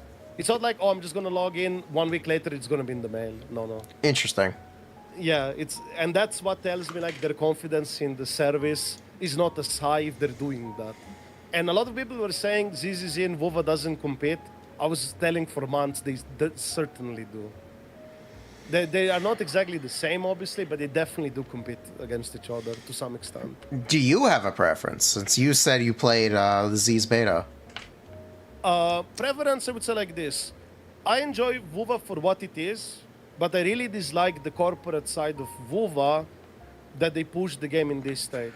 That's what I didn't like, because the game could definitely be more polished. Meanwhile, my impression when I played WuWa is why are people so... A lot of people seem to really like Kuro games. I don't get it. Have they always been inept? Have they always been? I think Kuro games to me is just like Hoyo, another profit, greed type of company, except the difference with Hoyo is they're willing to release a more polished product. I think Kuro games might be a little incompetent. Maybe that too, especially the corporate side. Especially with the translation side. Everything is mistranslated. Yeah, but the translation is bad because the corporate didn't want to pay to get the good translators. So there's also just like kind of blatant, unacceptable text overflow issues in the UI. Yeah. This is unacceptable. Remember, the corporate fired a lot of devs, so there's only much they can do, right? If you fired a lot of devs working on the game, I think this is unacceptable in a modern game. This is the kind of thing you find immediately in any corporate test. Yeah, I would say like for WuWa or like Hoyo specifically, they're basically like what old Blizzard games used to be, releasing very polished games, like very, very smooth, functional games. However, the difference between them and Blizzard is they release the stuff way faster. Blizzard was releasing back in the day very polished products, very smooth working, but it took way longer to get them like out there or update them. Hoyo has basically both good attributes, but at the same time, they're still a company driven for profit, and they will still obviously do decisions or things. They also first and horrendously foremost, mistreat their female employees. Yeah. Yeah. Wait, Kuro Games or Hoyo? Activision Blizzard. Oh yeah. Oh, that was the entire drama. Yeah, the milk and Yes. yeah. Oh boy. Bobby yeah. Kotick. It's yeah. He doesn't work there anymore. Ever since Microsoft. And bought them Riot out, Games also is a famously sexist studio. Yeah, basically. Yeah. I don't know how's the work culture in Chinese companies. I have no idea. But I can definitely, I'm very confident that, like, I wouldn't say it's just like all the devs are like clueless or inept at Kuro. I would say that the biggest responsible people are the owners of the company, the corpa side of the company, because they let it happen. Like, they didn't want to invest into getting the good translators. They fired those devs so there were less people working, or like, you know, they had to cut corners or whatever, like, or even have less time. So I think it, like, the biggest brunt of responsibility, in my opinion, definitely falls on the corporate side of Kuro Games. And I don't think the corporate side of Kuro Games are good at all for you as a consumer or anything like that. The devs, on the other hand, I'm sure, yeah, they put their, you know, effort, passion into it as best as they could, but with what they have to work with, it was probably very scuffed, okay? Because imagine you have like, you have a team of people, you're working on a project, and all of a sudden corporate decides to cut a lot of people, and now it's all messed up. Like, it's all scrambled and everything, yeah. I think that also affected them definitely a lot. I don't think it's necessarily all the devs are just clueless, you know, incompetent. I think the corporate side definitely played a big part of why we got to And what what bugs they could fix at all. Yeah. Because The devs definitely told the owners of the company, hey, the game is in this state, and they didn't care. Like, release it. Players will tolerate this. it's about getting the game in a shippable state. Yeah. This is what a lot of companies do. A lot of people are accepting this, but I think this is not acceptable and should never be accepted by us, players or consumers. Because a lot of people are like, oh yeah, but this is what all companies do, or like AAA companies or whatever. I don't think this practice should be, you know, just like accepted. Like, people should be more, I would say, opposed or resistant to it. Like, don't support, don't swipe, basically, if you don't like it, or if they're doing something that you don't like. Yeah, devs are banned, yeah. I agree. Yeah. Don't be afraid to skip a game and not support a project. Don't be afraid by FOMO, yeah. I mean, I guess if you're a content creator, feel free to try out the game and see if you like it. I think it's cool. Because heavily viewers also want to see, like, you know, first impression, like the first day of the game at least. Even for ZZ, I'm sure like a lot of people in your audience will also definitely want to see it at least 1 day or 2 days to see what it is about. Because people will be interested. And I personally think that for ZZ specifically, if that multiplayer mode is actually something legit, like an actual multiplayer mode that you can play with people, and it's meaningful, not just some random co-op, I think the game has a lot of potential. If they cook like that. Whether that's PvP or not, probably not. Surely not. I hope not. You don't want to play PvP, Gacha. You don't want to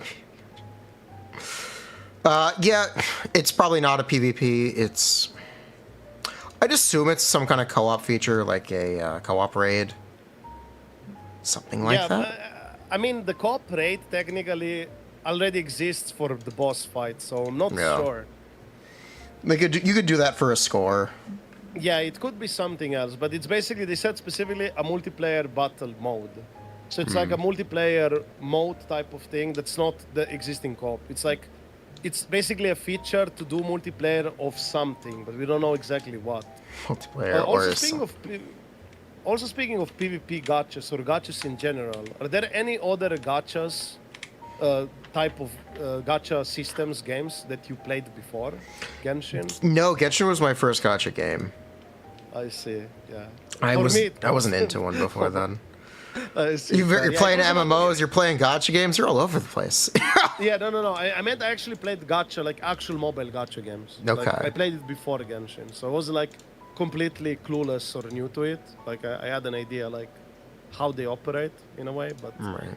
Genshin definitely set a big standard in these companies. Yeah. Because before Genshin, a lot of the standards in the gacha industry were way worse than what you have now. Way worse. Like a lot of old gachas were like, it's gacha first, and then you have some game just to call Some it a game. Just... Yeah, it was basically it was think of it like Are go you to a throwing casino. shade at Fate Go? F go with zero pity. Yeah. The story is great though. Don't get me wrong. But basically, a lot of old gachas were like that. It was like it was first. It's the gacha, and then you have some gameplay just to throw the gameplay there, so you can call it a video game. It's like you go to a casino, to the slot machine, but just throw like a little mini game on top of it, so you know you can call it. Yeah, the IP was carrying. You had like a lot of these IP anime games, like based on famous IP, and they're basically gacha first, and then some gameplay thrown on the side. And Genshin changed it. Genshin basically became, this is a game, and then you have the gacha mechanics. You have the gacha as a monetization scheme. Yeah, exactly. But the old games were basically gacha was the game. A lot of them, like especially like 2D mobile games. That's how it used to be. It was really bad. It was really bad. Yeah, gacha was the game. Gotcha. Yes. Gacha was the gameplay, and the gameplay was You just still get something games so like that. Like there's a Fire Emblem gacha. Oh yeah, but that's but Fire Emblem Gacha is actually from 2016 or 17. It's pre-Genshin era, basically, I believe. Yeah, at least I think so. Okay. Raid Shadow Legends. Yeah, that's actually Raid Shadow Legends is also pre-Genshin. Have you run any of the Raid Shadow Legends sponsorships? Nah, I actually took They zero make you play the sponsorship. game. I know. No, actually, I did support you though. When you had your Raid Shadow Legends sponsor back in the day, I did the trial card thing. Thank you. I helped you with that one. But nah, besides that, I never really played Raid Shadow Legends. I generally don't like to take sponsorships for video games that I play because I want to be like 120% unbiased. I don't want to have like anything like any, how do you call it, chill effect or something like that, if you know that term. Chilling Chill? effect. Yeah, I believe it's Okay. called chilling effect. I can Wait, show you it. Chilling effect? Yeah. It's basically, I can show you. This is basically, it's very common in access journalism as well, where people will basically self-censor themselves just in case, so you wouldn't say something that would upset whatever you're being sponsored by. Like, it's something that can affect you. Like, for example, in access journalism, a lot of journalists will not say always, like, bad things. Even if they could say it, they might, like, hold back just in case so they don't lose this privilege or sponsorship or deal. And this is something I don't want to be affected by. Okay. That's why I would not have the sponsorship that's, like, of the things I don't play. But the things I play, I would not like to be sponsored. Because things like this can affect your perception of how you talk about the games. About the games, yeah. No. And also find it very weird, like nowadays with a lot of Hoyo games, like you can find certain partnered creators of Hoyo who have build guides, and in the top left corner says this video is being sponsored, like paid. And it's actually the sponsor is MiHoYo itself. And I kind of find it weird that you have like build guides being sponsored. I don't think people are as conservative with wait, that's not adventuring. I don't think people are as conservative as you think about that kind of thing. I was watching Braxophone's stream the other day, or the other week, and he was going off on a tangent about how he hasn't logged into Genshin for 2 weeks and he hates playing the game after playing WuWa, and he's been paying someone to play his Genshin account. He talks for like 30 minutes about that. I'm like, dude, you're sponsored. Yeah, maybe if he gets caught, maybe something happens. You never know. Like there was another commentator who I believe accidentally released too soon Robin video or something like that. There was like a miscommunication. Oh, that's an instant blacklist. They actually did. They got back on. They didn't get blacklisted. Wow, that's lucky. Yeah, I don't know how they pulled it off, but looks like they still have like pre-release access server stuff. Yeah, speaking of the pre-release content, like, how do you feel as a content creator that covers leaks, now that you have these official creators who release the content way earlier, you feel like more pressure on you to release stuff even earlier now? Yes. No, I don't think it impacts me. It doesn't impact you at all? Okay. But they haven't done it for Genshin yet. Oh, they haven't done it? I thought they did. No. I don't They didn't remember. done it If for they the did, I Hero didn't plugin. notice. Okay. I tend to get the content out so early that it doesn't matter. Yeah. And also another super interesting question, if I may ask. Would you ever take a partner sponsorship from MiHoYo and then stop doing leaks or something like that? Or you never consider that? The stop doing leaks part is the no. Yeah, because you wouldn't see the tooltips multipliers numbers, right? I mean, you couldn't talk about that. I would take a Hoyo sponsorship. Mm-hmm. If you don't, they pay like it's like 50 wishes a month. Oh, yeah. I mean, depends on your size as well. The bigger you are, the more they pay you. Yeah. No, it can be more than that. Yeah. I believe they also pay you like in actual real money commissions as well for certain videos if you're on their partner program. Some of the creators did say that. Okay. So yeah, I was just wondering, yeah, what do you think about it? Because personally, I really enjoy a lot of your content. I watch you a lot. At least I lurk, okay? Make a second channel that covers leaks. You can't do that. Yeah. You can't Now, even talk about leaks off stream. Wait, really? Or you're not supposed to. Like, they do it. people do it, but you're not supposed to. Yeah, I know, but they do it privately or between themselves at least. Is that Jason on the other side? Yeah, we are. We're yapping. Yeah, we love to yap. You like to talk a lot, yeah? Yeah, I like talk. Yeah, I talk a lot. I love to talk a lot too. That's the best. We should do this every day. Just yap. Yep. I love it. Yeah, it's great. It's great. I'm just running around the airship and we're just yapping. Yeah, it's just dreaming, not leaking. Yeah, in my opinion, I see leaks as following. If the information goes to the public, it's in the public, and if millions of people know it, just yap about it. That's how I see it. That's how I see it. I think you're just being at a disadvantage if you're not taking advantage of something like that as a CC, unless if you want to be really on their program or something like that. That's how I see it. But personally, it also excites me more. Because there's more. It matters a lot to get that money, those wishes. Yeah. It's not small. You really shouldn't take that stuff for granted. Yeah, true. It does, but it's also real money as well. It's not just wishes necessarily, yeah. But even if it was just wishes, that still matters. It adds up. It's a lot. Oh yeah, it does add up, yeah. I mean, they still pull a lot of dupes actually. Depend how heavy the bag is, fair, yeah. Yeah, do you still like pull a lot for dupes or just go for CZ? Constellations. I am pulling too many constellations. Yeah, I think so too. Yeah, I mean, I started pulling recently as well. It's a really slippery slope. Yeah, I agree. But I was somebody who generally didn't really pull dupes, and I started pulling them now recently because in Star Rail it just become so much more annoying without vertical investment to some extent. It was just too much. Yeah, the thing is, you need to be careful because eventually you reach the point where you end up pulling cons on every character. Yeah, I want to do that. But it is true, because once you get like, let's say a E6, C6 character, the new characters obviously at C0 are nowhere going to be strong as the C6. So it could basically induce you like, I think E6 it's so prohibitively expensive, it's really hard to even pull E6 on every character. Yeah. You have to be basically an oiler. Or really a big, massive gambling addict with some serious life issues. It's not about being an oiler. It's about having the issues. It's about people. Just because someone whales in a gacha game does not mean they are well off. I do get occasionally like somebody who like obviously is from there and like tops me. No, I was talking about like just whenever people talk about gacha whales, there's a misconception that these people are wealthy. Oh yeah. People aren't necessarily wealthy, and they're not showing it by spending money in a gacha game. Yeah, I would say in Asia specifically, like you have a lot of these people in 30s who have a stable job, don't have a family, usually live with their parents. They can have like a lot of money on the side because they don't have those extra expenses, and they just blow it up on gacha instead.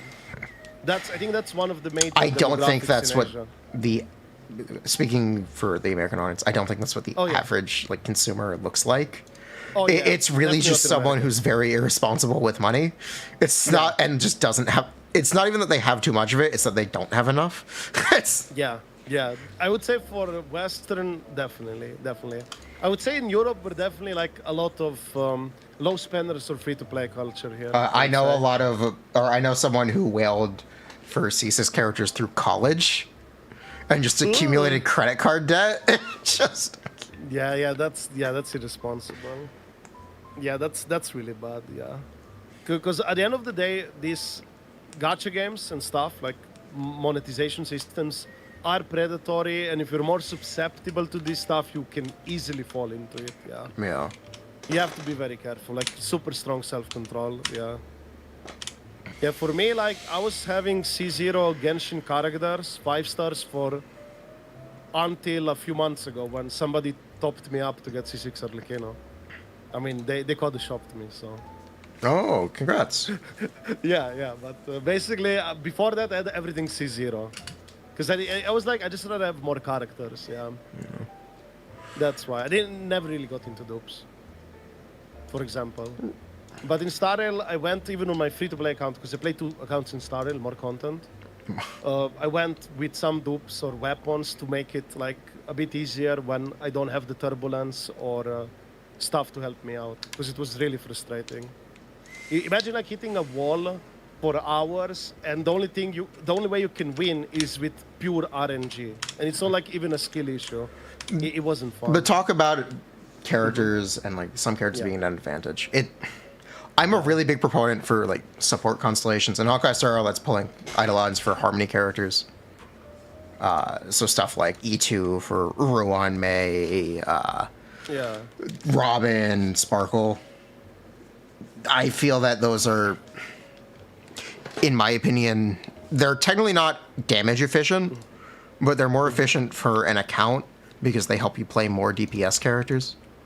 Yeah, I would say that the power of they used to be damage efficient. They made a point to make character DPS constellations stronger, I guess in response to that.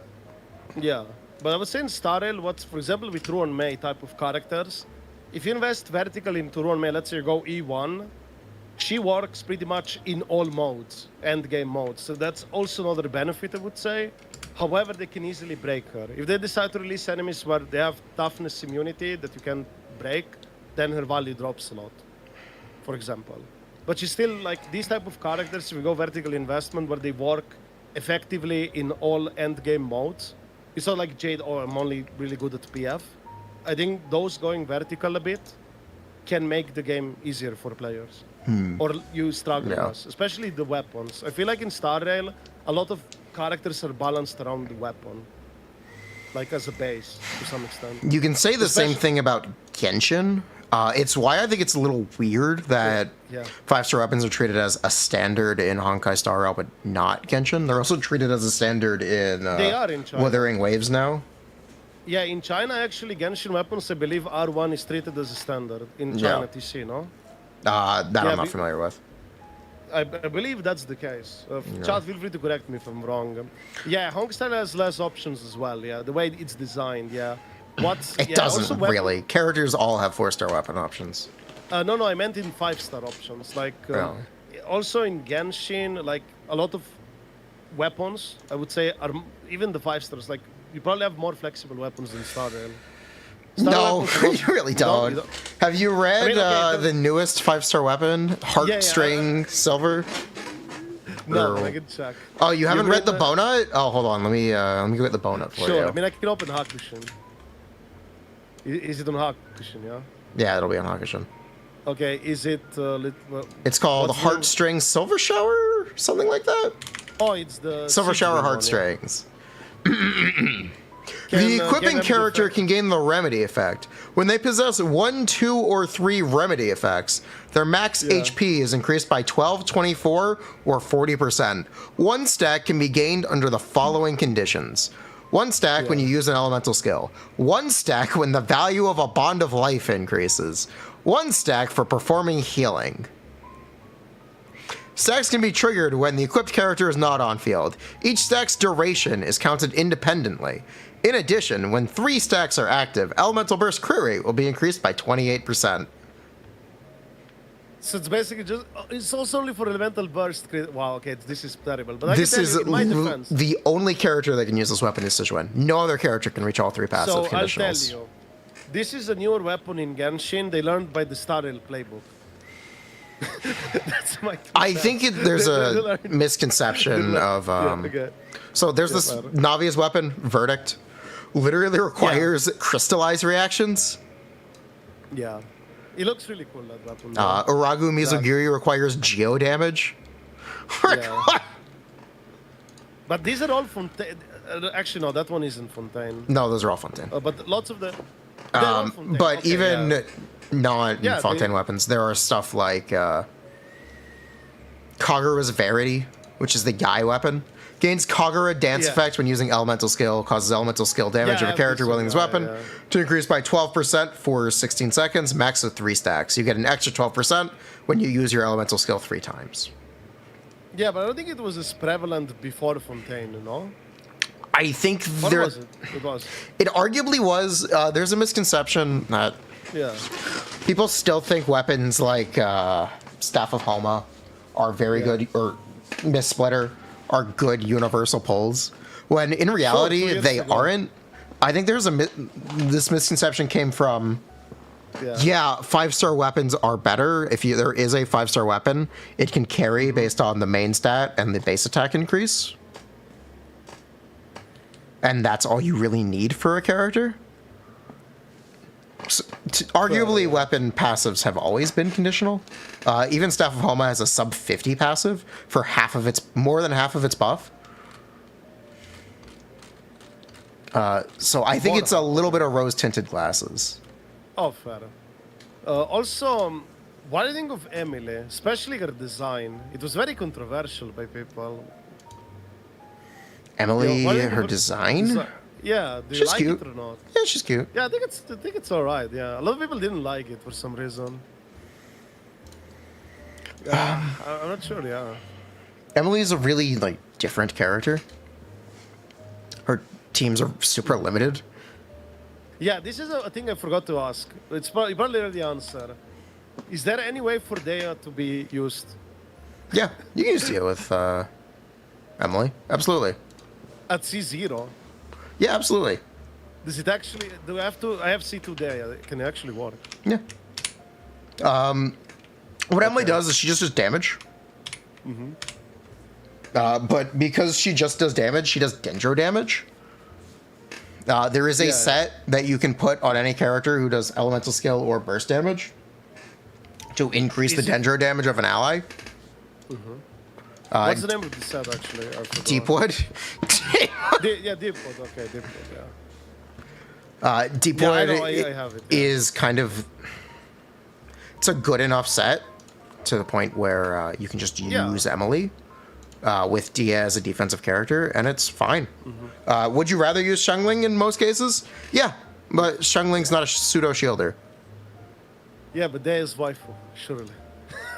Xiangling's not a pseudo-shielder. Just like how people use Zhongli, you could very easily use Emily, or use Dehya with Emily. I like to have comfort. Like, I don't want to be sweaty dodge every single time. I just want to relax, you know? Just like, give me the protection, let me unga bunga, and, you know... I don't always have to, you know, sweat and dodge. If you play Risley, you'll be able to do that pretty easily. So Risley, Emily, Dehya, I mean. Risley, Emily, Dehya, Bennett. Bennett. Okay. So my question is, are they ever going to release a character that's going to replace Bennett? Yeah, I really dislike Circle Impact. Yeah. Well, who? I wonder. Oh, okay, damn it. I'm so excited. I really dislike Circle Impact. There's so much content where you have to move around. I don't like the circle. That's it. Look, as implied by Hair TC, Emily will end up... Not Emily. The Pyro Archon will apply off-field Pyro. Okay. And giving you an attack buff. Sure. Okay, I hope it's Pyro Archon. Okay, I really hope. She looks cool too. She has the Jingcho haircut. It hasn't been wrong yet. Okay, that's true. That's true. What is Hair TC? Any character who looks like Jingcho is Jingcho but gives a buff. 6-star character, surely. True. Have you ever Yeah, seen Yelan, Jingcho, and Furina all in the same room? Yeah. Yeah, I did. Also, yeah. What I forgot to ask about Furina. How good is her C1 nowadays? Furina, her C1 is better than her C2. Okay. I mean, if anything changed or something with upcoming units, or not at all. I mean, we don't have No. nothing next yet, I guess. Yeah. That's why. Yeah, wish we had that info. Yeah, so Furina's C1 gives her upfront 35 damage percent bonus. 35. Yeah. And it drops the cap of fanfare you can generate by 50. That 35 damage bonus upfront is is a lot. And regarding the fanfare generation, going from 50 to 100% HP is 50 on one character. So you're just if you go from 50 to 100 on one character or have, what is that? It's 2% drain per second. 2%, yeah. So 2 times 4, it's like 8 seconds of drain, or 5 seconds of drain. You essentially are getting your maximum C0 fanfare up front with C1 Furina. Needing C2 is a misconception. What C2 primarily is a Furina personal damage constellation. Yeah, no, not really want that. Furina's C3 is an additional 24 damage bonus from her elemental burst. C4 is arguably Furina's worst constellation. It's an energy refund. It gives her, I think, 12 energy back. I mean, it's usually classic for C4, E4 in many character 5 stars to be kind of like whatever, filler, or not really that good. I don't think it's filler, but it is arguably the worst of her constellations. Yeah, I mean, they do in Star Rail as well. Like, you have a lot of E4s that are like, whatever. Yeah. They're not really that impactful. C5 is Furina's elemental skill, which increases the damage of her E skill, which is, again, another personal damage constellation. It's 20 energy. Okay, thank you. 16, whatever. Yeah. It's an energy refund. It's technically her worst constellation. I think it's very good, but whatever. I'm not going to argue about it. Furina's buff stops increasing at C3. Her C6, Yeah. you can use her on field. Primarily, it's used for her to be a healer. Do you? Yeah. Do actually? I think Yeah. the reason it's so hard to use for Furina as an on-field DPS is it has a 10-second timer. Yeah, it is a bit awkward. Yeah. If you're not familiar, it's a imitation of Yelan's C6, which has a 20-second timer. You can actually use Yelan's C6 in any team. Furina's you can't. Unless you just use it for healing. Do you think they will phase out Furina stuff in the future with Natlan or other regions? Probably. Yeah. So I set up this as a thought experiment once. Where do I have it saved? So there are a lot of teams that Furina is a best in slot character in right now. Where arguably it's not here.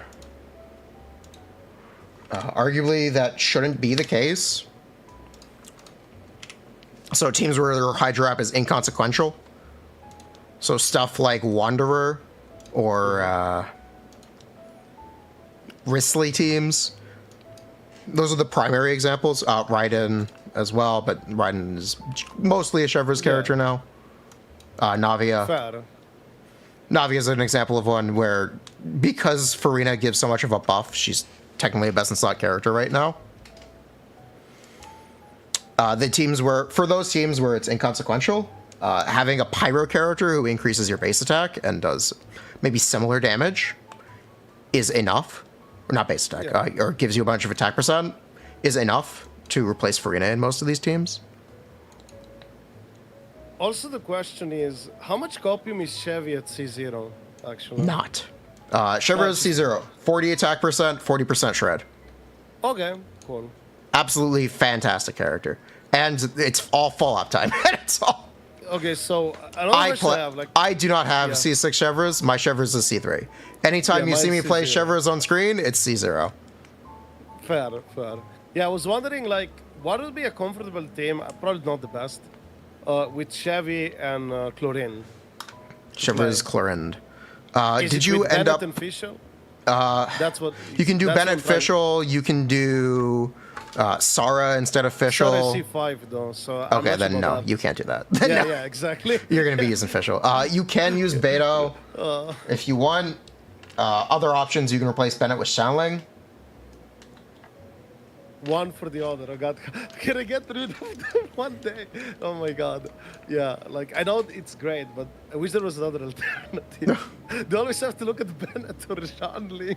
If you're Please. playing a team with Chevreuse, that's just how it is.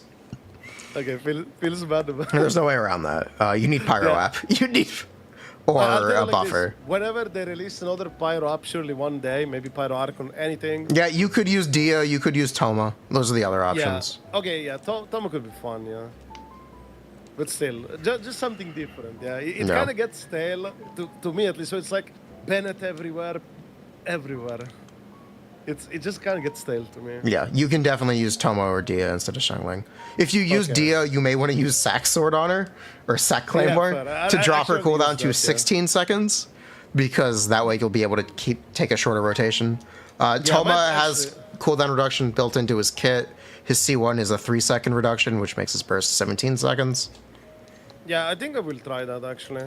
So, Dehya, Chlorine, Chevy, and I guess Fischl. Yeah, and I guess Fischl. Yeah, okay. If you don't have Because I C6 Sara. Yeah, Yep. I don't. Whenever I get her, I will build Sara. I like Sara a lot too, but never got C6, so. I mean, Yep. waifu, okay, looks cool, yeah. You'll, you have mine is again- C5, you'll get Sara. It'll happen. Surely, one day. It's been years. Remember, I'm a day one player, okay? Just saying. The Chevreuse Yeah, but- rerun, most anticipated rerun of the year. For Yeah. me, at least. Yeah, like Reddy said, like I watched you a lot, even back in the day, like Yeah. when you know.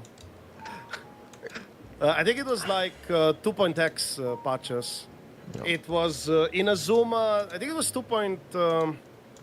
I think it was around the Raiden time. I think you were like in a podcast as well or something. I probably was doing something around Raiden release, yeah. Yeah, I believe you were like also in a podcast or like talking with some people from who. Yes. About Raiden, yeah. Yeah. I think around that time I knew about you. Somewhere around that, maybe even before that. I would say around that time, yeah. It was quite a long ass time. Yeah, it was a long time ago. Long time ago, yeah. Raiden doesn't work with Beto! Oh no. Yeah, I remember the PvP, yes. If you wanted to know how good Raiden with Beto is, feel free to play Chlorine Beto. It works perfectly well. I actually like it. Yeah, also, my chat is asking, where is Kave? What happened to the guy? Expect him, if he's ever going to rerun, it'll be on the Nilu banner next patch. Not next is it patch, like 2 good- patches from now. Not. Could it be like a visual situation where the voice actor of Oz, like, they would try replacing him or something, and that's why, like, it's not No. an issue like that. Okay, it's not a voice actor issue. Cave may or may not be one of the worst characters in the game, period. Okay, fair. So they might have just not rerun him. Feels bad, man. Forget, yeah, just, Nami, just throw Kave into the jungle, fair. Yeah, also, wait, they replaced Argenti VA? Really? Yeah, because maybe if you don't know, Jason, like in Star Rail, for 2 patches back to back, in English dub, Argent is not being voiced at all. I did notice that. Yeah, and we don't know like what's it's definitely not a bug. Right now it's not a bug because it's back to back. I thought they were just saving money. I don't think so. I think there might be some other reason, but we don't know exactly why. I'm very confident it's not a bug. If it happens back to back with one specific voice actor character. Okay. So yeah, it's kind of very, very sad situation. Miho is cheap, but not that cheap. True. True. Yeah, I don't think They they're didn't have the money to pay for Argenti. Yeah. Ugh. Yeah. Yeah. Argenti forgotten. Argenti VA said Hoy is working on getting his lines in the game. Okay, nice. That's good. So it's pure speculation. All right. Yeah. I guess he was busy. Maybe. Maybe he missed the call. Yeah, maybe something like, because obviously they record the lines way ahead of time. and maybe around that time they were not available for whatever reason. Yeah. They don't implement the voice lines during beta. No, they don't. So I don't know It's- how early they record them. I think they're done earlier, even if they're not put in the beta. They are done earlier, but I don't know how early. And if they miss the quote-unquote roll call, because they were not available at that time, then they have to go like post-production, like in everything moving forward. They can't wait just for one VA, so I think that's probably what happened, you know? No. We got voice line leaks for Navia. We didn't take them seriously. We didn't. It said fire with rocks. Hey, And we're like, what the fuck is this joke? This can't be a voice line. This can't yeah, I mean, she fires the rocks, yeah. I mean, is it like a drink as well called like that? Or something on the similar? rocks. On the rocks. Something like, yeah, isn't it? Yeah, that's an alcohol term. Yeah. Who knows? Maybe she's, implying something else. Yeah. She's, she's a sailor, I guess. So, yeah, I mean, it goes hand in hand. So. Yeah, Navia voice lines were leaked early. I think I have them written Yeah. down. Or I think I have the do. image saved. Yeah, just give me a sec. I need to close the door. Just a minute. I have a car and neighbor. Got to close the door. No, I don't. Okay. I don't know the image. That sucks.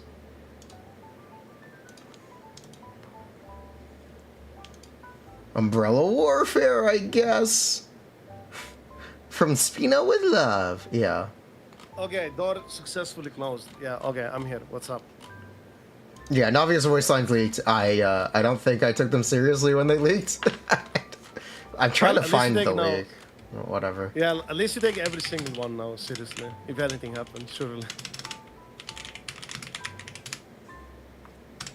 I would say, Navia's voice lines. Here we go. Stab leaker. yeah. That's just let's not see. it. Oh, it's not? Okay. Chevreuse and Navia. Here we go. Navia battle lines leak. Genshin Impact 4.3. E. Be careful. Frontal sneak attack. Hello? Try to hide and look. Guess how many bullets I have left? Is it an umbrella gun? Fire! Although, it is rocks. This is machine translated from Chinese, by the way. Rose Yeah, I think, fireworks. Special think the- customized version of Rose Thorn Club. Keep fighting. Yeah, that's it. I think the umbrella joke only made sense in Chinese. I think it's like a play on their words or something like that. The gun umbrella thing. Yeah. I believe so, yeah. Way ahead of the time. We also got Chevreuse. Yeah. Don't move! Put down your weapon! This is the voice line when she shoots people. This is the voice line. Oh, God. Burst. I mean, Force is necessary. Bring him to justice. Capture without mercy. Oh, God. Yes. Speaking of wait, what's apparently Kura is expanding PVR dev team thanks to WoW's success. What's PVR? PGR. Oh, Punishing Grey Raven. Yeah. They just wrote it wrong, I think. Okay. So they're basically using the WuWa money to expand PGR. Okay. They're doing the Hoya thing. They're doing Gotta keep the pet project. where they make alive. new games to offset the costs of supporting their game no one likes. Yeah. I think, yeah, I wonder how it's going to be the revenue this month. Actually, it's going to be very soon in a week, yeah? Yeah. What are your predictions? Stop right there, Trevor. It's How much do you think Firefly is going to make? Firefly, Fire Goat based. Firefly? Yeah, Firewife, yeah. Fire Goat, and Gallagher. Gallagher's really good, by the way. Yeah, he is. I am With super break. I and am break super down. impressed with Gallagher. He does damage with super break. He heals enough. He just doesn't have cleanse. Yeah. Until they release more damage, pressure, something like that, I think it's great. Even Or when you don't have to cleanse. he heals so much. He heals. It kind of Yeah. doesn't really matter. Well, if you have E0 Gallagher, trust me, I had E0 Gallagher. I have for quite E1. a while. I have E. Wait, you didn't do the PvP event? I mean, you didn't do the event to get E2? Not yet. Well, I did it today. I was also T1, but you have to do the story, so It's 2 I'm good, hours. fam. I sucked it, dude. I sucked it in. I did the story yesterday. It's worth it. Trust me. Getting that E2 Gallagher, it's a game changer. I haven't had any issues with Gallagher's survivability one. Well, at least I had E1. I was stuck with E0 for over a month. Yeah. You know how bad it is with E0, man? No, I actually don't. Because you don't have that extra energy, so you can't open with skill ultimate basic at all. You can do that combo at E0. Skill It's like ultimate basic? Oh, I don't do that either. I don't do that. Yeah, I mean, I don't you even can do use that. I just But spam I just spam his attack. You can basically start with his ultimate right at the start of the fight if you want. Nice. To apply Besotted. If you have E1. If you don't have it, you can't. Okay, I didn't know obviously that. Also, you get the ultimate faster, of course. That's another plus, yeah. And more effect res, which is OP, yeah. Every time my Gallagher was getting CC'd, I was tilted. Yeah. Yeah, it wasn't fun. Yeah, it is most pivotal. The rest are all nice quality of life. Yeah, pretty much. Being stuck at E0, it was miserable. And I was just counting days, like, when can I pull? And even when I pulled on one May banner, I only got one dupe of Gallagher. Oof. and I had to get the other one from the shop. I mean, from the event, sorry. It's so bad. Yeah, tilted. Yeah, I pulled for Acheron and Firefly, and my Gallagher's won. He just didn't drop. Yeah, unlucky. Unlucky. Yeah, it is what it is. I mean, the 4-stars are always kind of scuffed to get anyway in Hoyo games, unless if they're in the shop, and obviously the new ones are not in the shop. Yeah, you like statistically you could be doing like a lot of pulls and still not get enough dupes of it. Yeah. Yeah, I'm a big fan of it. Yeah, let's put it that way. We get free Gallagher from a event. Yeah, we do. Yeah, you just have to. You kind of. Gallagher's one of those important characters for Firefly right now. It's really hard to play her without him. Until they release a 5-star equivalent of Gallagher, yeah. Yeah. Yeah. When they do that, things will change. But before that, yeah. Maybe 4,000 pulls for that. Yeah. Yeah. Just don't do it. Unlucky. But yeah, nevertheless, I think oh yeah, by the way, did you know that in 2.4 we're going back to like Lofu, China and stuff, yeah? I know. I'm not looking forward to it. The dialogue gets 20% longer anytime they're in a China region. Yeah, I also figured, you know what's very interesting? That we didn't have Chinese New Year event in Star Rail. We didn't go back to China for the Chinese New Year, like in Genshin. There was only like a cinematic, like a music video on YouTube, I mean on social media, but not in the game or anything like that. That was very surprising. That is surprising. Yeah, because I was expecting like, oh, we're definitely going to go back to, you know, yearly Liuya, yeah? It didn't happen. It happens at summer here. We go here, yeah. Maybe it started, we go twice a year in China. We are supposed to get a Mondstadt expansion at some point in Genshin. Yeah, when we get the harbor, yeah, the northern part of Mondstadt, yeah? Yeah, Dortmund Port. The harbor. Yeah. When? I don't when? remember. Good question. They've been teasing it since 3.0. I mean, there was even an event with Beidou and Eula like a few patches ago where they met each other at that place. Yeah, they've been teasing it since 3.0. Yeah, not that expansion, sure, copium surely. Yeah, I hope so, but I don't think that's the case necessarily. I think it's gonna be more a while, yeah. And actually, when are we getting any new Mondstadt characters? You know, they invented a new banner just for Mondstadt characters. Yeah, but I meant new characters. I didn't mean the new shitty banner system, but the new characters. Maybe with the point. I guess it's supposed to be Varka. Yeah, Europe forgotten, I guess. Rip you guys, rip you. It's supposed to be Varka. We're supposed to get Varka in 5 Point Blank. Yeah, and with Dortmund Port, we'll see. Yeah, I hope Gallagher, Varka is more like to Gallagher type of character build. Not like a skinny, you know. There are a bunch of leaked art assets that I can show you. I saw it, yeah. I mean, I saw it even in your stream, actually, when I went over it. I also saw it myself, yeah. I saw the body types, and yeah, if that's what they do, like they change new body types, that would be great. I definitely we need like more, I would say manly type of characters, because WuWa I would say does really well with dudes in their game. Like Kalcharan, they look pretty cool. Sure, you might call it the Sephiroth ripoff, but it still looks pretty cool. Yeah? Varka may or may not just be Gallagher. May or may not. I mean, hey, He may or may not just be Gallagher. I mean, at least Gallagher looks cool. For like, it's very rare for how it releases. Yeah, there is Gallagher out at the bottom here. Yeah, it could be. Yeah, dreaming until we get a playable black skin. There is also. Yeah. What is this? Yeah, it could be very interesting. Let's put it that way. Yeah. Moz is supposed to be muscular build. I mean, I certainly hope so. It's definitely good to have, you know, like different type of dudes.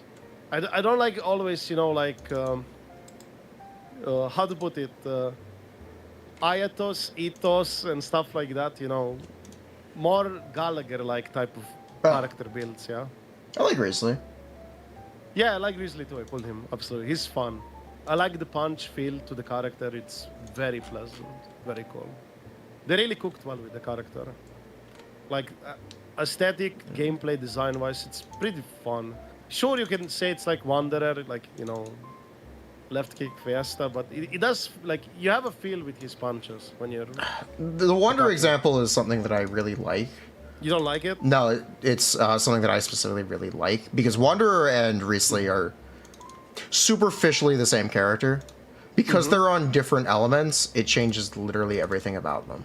Okay, fair. And I think it's a really good example of how Genshin's elemental system gives its characters identity and purpose. Yeah. Yeah, this is one thing that also it's going to be probably in ZZ to some extent, with their elements and stuff. There's also this art asset. Yeah, let me check. Or showing on stream. Yeah, I'm showing on stream. Okay. I'll send this to you. Yeah, thank you. Yeah. I don't think I can watch the stream right now because of bandwidth. Yeah. No, don't want to make sure it crashes or something. Allegedly, the guy on the far right is Varka. Yeah, let me show for the stream. Let's see. On the right, The far right in the bottom. The far right in the bottom. Oh, yeah, it would be really cool. With his chest out. Yeah, this would be really cool. Yeah, this would be really cool. Yeah. So yeah, I remember we do have art seeing assets for them designing new, more muscular bodies. Yeah. We'll see. Yeah, this would be really cool. We'll see what That's happens. Adult Bennett. Nah. Yeah, but this is the type I would like to have, yeah. Just different, yeah. There's also this art asset leak from a while ago, which is, we think, showing the same character. Oh, Also yeah. Gallagher. Also Gallagher. Yeah, that's true. That's also Gallagher, Dara. Let me show it to the chat. No, that is literally this Gallagher on the bottom. No, that is... Yeah, it is. Yeah, it is. Except he used to have a beard, yeah. No. He had more of a beard before they changed it, yeah. Yeah, this is pretty cool. I like it. I hope they cook. I don't know why it reminds me a bit. The top picture reminds me a bit of Trigun. If you ever watched that anime. Yeah, I watched I it. don't know. Yeah, it reminds me of that anime for some reason. Maybe the hairstyle, maybe the facial expression. I'm not sure. It might be the scars. It might be the Yeah, maybe, but it reminds me of Trigun. So Okay. like, it's kind of cool. Based anime. I didn't watch the new one, like the sequel or whatever. I watched the OG one. The early episodes have some really impressive 3D animation. I don't know what happens by the end of the new Trigun. They like ran out of money. Well, It doesn't look very good at the end, but feels bad, man. Cutting budget costs, yeah. yeah. But there's some really I'll impressive probably watch 3D it. animation in the new Trigun. Yeah, I'll watch it eventually. Definitely. Yeah. Also, wait, there was another thing. Let me check quickly. Do you think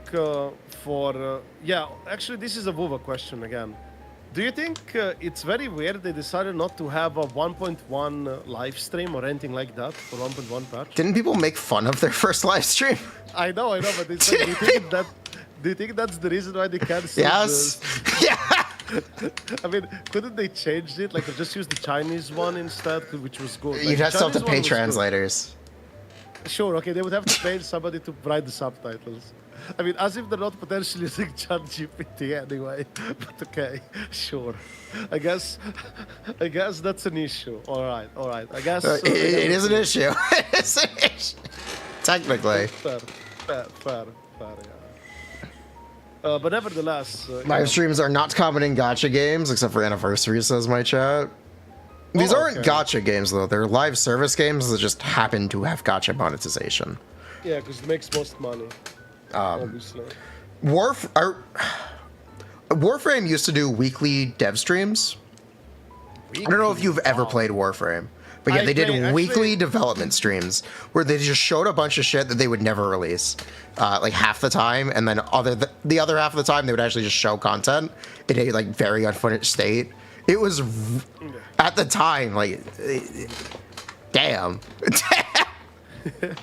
I played Warframe like in the early alpha, beta, or whatever before it came out, and then also played a few years ago in the live version of the game for a bit, but that's about it. So yeah, Warframe, because of how frequent its dev streams were, they had like a super open dev cycle. It was really interesting.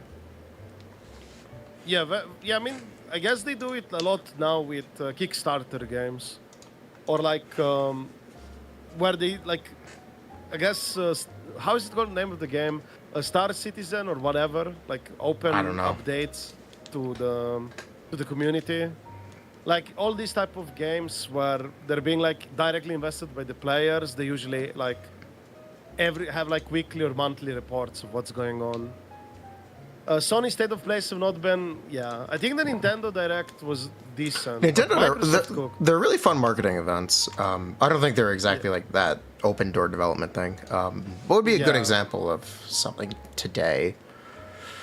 What's going to happen today, actually? No, I mean like a game today that does something similar. Oh, okay. Yeah, definitely. I mean, you watched all of the stuff, like Nintendo, Sony, and Microsoft? Yeah, I saw the events. Yeah, I think the Microsoft one, they really nailed it. I think it was pretty good. Yeah, it's a Genshin Optimizer. Yeah, you get to watch Fred do Genshin Optimizer development live on Twitch now. Twitch.tv/FYRZC. Yeah. If you want to watch live development for Genshin Optimizer. Doesn't he do Star Rail Optimizer? Actually, FRZYC. Thank you. Yeah. Does he also do it for Star Rail? They are working on a Star Rail Optimizer. Okay. That's cool. Are they also going to do ZZZ one? Smile. Yeah. That definitely would be nice. I have said, I mentioned this earlier, a lot of Genshin's complication is because of the off-piece. Those games not having an off-piece does make less of a need for such a program, because it's much easier to optimize by eyeballing. Fair, but if you can make it, people might still use it. Yeah, people might still use it. Yeah, because I think like you have less probably competition for ZZZ if you cook it up like by the time it comes out, like the release of the game. No, I will need I will need to go soon. Just FYI. Yeah, it's okay. Don't worry. We upped a lot. How many hours we talked about? 3.5. Yeah, easy. Like last time was 4 hours. Yeah. we just. That's okay. I do have to go at some point. Yeah, don't worry. It's cool. It's like super late already. I'm like sweating bullets and hoping the neighbor doesn't, do anything funny. Yep. let's put it that way. But it's cool. It's cool. Normally we've done this a bit earlier, like an hour or two earlier. But it's sorry, I was running a little late today. It's okay. No worry. Not a big deal. Yeah, I went into your chat when I was about to get lunch. I'm like, all right, I'm gonna go do something, and then we can start streaming. Yeah, I was even sure if the bot is gonna happen today. Yeah.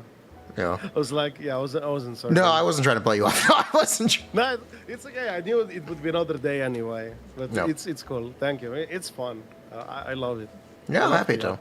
Happy to chat. Yeah, I think it's nice, especially when you talk like a lot about various subjects. I would say. I think it's interesting. Yeah, I think my biggest takeaway has been I'm a little more interested in Z's. Yeah, I think like I can also give you like actually let me show you. I think Pridewind might have it, but might be outdated. But let me show you. Maybe they have it, or maybe it's close beta to stuff. I'm not sure. Let me find it. Because for the elements and stuff. Wait, let's see. Combat system, was it here? Nope. Game modes, attributes, and fighting styles, I believe. Yeah, I think you can find it here, but this might be a bit outdated information. I'm not sure if it's close. Oh, Gamer Gazer. Oh, this more. Okay, this website is better. Wait, I have a better one. Game Gazer. Apparently, this one is better. If you want to take a look, like the attribute anomaly and stuff. Attribute anomaly. Yeah, because as you can see, basically, attribute anomaly is basically elemental mastery, and you have like additional effects and stuff like that. I personally like the elemental resonance being specific for character passives, not generic, but like sure you need the generic combination of two elements or two of the same faction. But the extra bonus ability passive they get, it's something unique for them. I think that's kind of really cool. Here's a Z's question. Do ask. The two 1.0 banner characters, Ellen Joe and Zhu Huan. Which one do you think is a better idea to go for in 1.0? I would say probably Zhu Huan. Oh, what does Zhu Huan do? I think she's still copium, like Ellen Joe, but at least she's... Okay. They're both attackers. The problem with these type of characters, they're like, they don't... If you're looking for something, how to put it? Think with like Sele or Jingwan. Pure DPS with not much utility, supportive capabilities or anything like that. They will never release future units that are going to be like, I do more damage or have better feature creep, basically. Better features in the kit, yeah? This is something I talked about a lot when I was playing Z's. Not Z's, WuWa. Yeah. Where if your objective is to get through content as early as possible in 1.0, pulling a character like Jian, who we think will end up falling off, is not a bad thing. Say it's not a future investment, but it's investment in the current moment. Yeah, if you only play for short term, it's perfectly fine. But if you do want to play for longer term, I would easily recommend you would not regret skipping 1.0. Okay, because my opinion is that kind of thing depends on your priorities. Because getting somewhere sooner is a very valid priority. But if you really have to choose between the two, I would probably go with Zhu Yuan because she's ether damage compared to ice. Because I believe the only ether damage you have in the game is only Nicole Demara, which is a support. Okay. So having a DPS of ether damage could be more useful than the ice one. Because the ice one, you already have some other options for ice. How are the 4-stars? The 4-stars are surprisingly decent. Like, you have some really decent 4-stars in the game. The character is actually called S rank and A rank. S is 5-star and A rank is 4-star. Basically, can I check the rarity here? I'm not even sure. They're colored. Oh, yeah. No, because, you're right, they're colored. For example, Corin in the beta was pretty good. Corin, the 4-star. She's like a free Jean Link from Spiral Abyss, basically. I believe she was pretty good. That character is not on the... Oh, wait, who? Sorry, was it Corin or was it Sokaku? Which one was for free? Because, I mean, I know you get both of them for free. Sokaku is the one that's good? Okay. Yeah, I mean, Corin was also pretty decent as well. Sokaku is actually the character that I like. Nice! Yeah, she's pretty good. I believe, Corin is free. Is Sokaku also free? Because I know one is from the mailbox. I mean, one is from the pre-registration rewards, like serval style. I just don't remember which one of the two. Corin is serval? Yeah. Can I link this website? So. Yes, I can link that website. Yeah, Sokaku is free from Abyss. Yeah, Sokaku is free from Abyss. Yeah, there you go. Sokaku is free from Abyss. I mistook one or the other. Yeah, I know both are free though. Also, are either of them supports? She is basically. Which one is she? Yes. Sokaku is support, the only girl. She's the support. She's really cool. Is Corin not female? Corin is female. Yes. Okay, so they're both female. She's an attacker though. She's an attacker, but you have the... I don't know if I can show you the anomalies here. Maybe I have to go on the Pridewind one. But yeah, basically you have some nice disanomaly reactions. Even physical has elemental effect thingy. Okay. Let me find it. Yeah, it's called. Wait, the game has the same amount. Wait, does the game have more standard banner 5 stars than 4 stars? There are 6 standard characters, 5 stars, I believe. There are 7 4 stars. There are 7. Yeah, there are not that many characters. Also, Miyabi is not even playable. The fox girl with the. Hoshimi Miyabi's not playable. She's like Ayaka. She showed in the first battle. Never Oh. again. She's the Ayaka of ZZZ. Okay, so she'll be from 2.0. Most likely. Okay. But yeah, you have Or you have this 1.3. nice- She could be this Xiao. Yeah. But also these elements, applications, can also interrupt enemies or prevent them from taking actions for a moment. Like you do, for example, physical, if you trigger the assault thing, you basically interrupt the enemy and also dealing massive damage. So if the enemy is trying to do like some kind of attack, and if you get to trigger or make this reaction happen, actually it's not reaction but element application, you would basically interrupt them. Freeze would also like freeze them. You have a lot of different things. I think it's pretty cool. It's very snappy, responsive gameplay. Distortion, yeah. Distortion is different between this game and Honkai Star Rail. Yeah, exactly. I think it's a pretty decent system. I think it's very, yeah, it's very nice. Definitely team building matters a lot in this game. And I don't know if I can show you here. Maybe it shows here. For example, if you look at this one, where does it show for the bonus ability they get? If you have here, is it this one?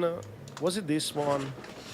Yeah, additional ability. Yeah, It's I believe it was this one. Yeah. additional ability. Dodge, special attack, chain attack, core Actually, skill. is this the old one? I'm not sure. I don't know. I'm trying. Maybe this one is updated. Yeah.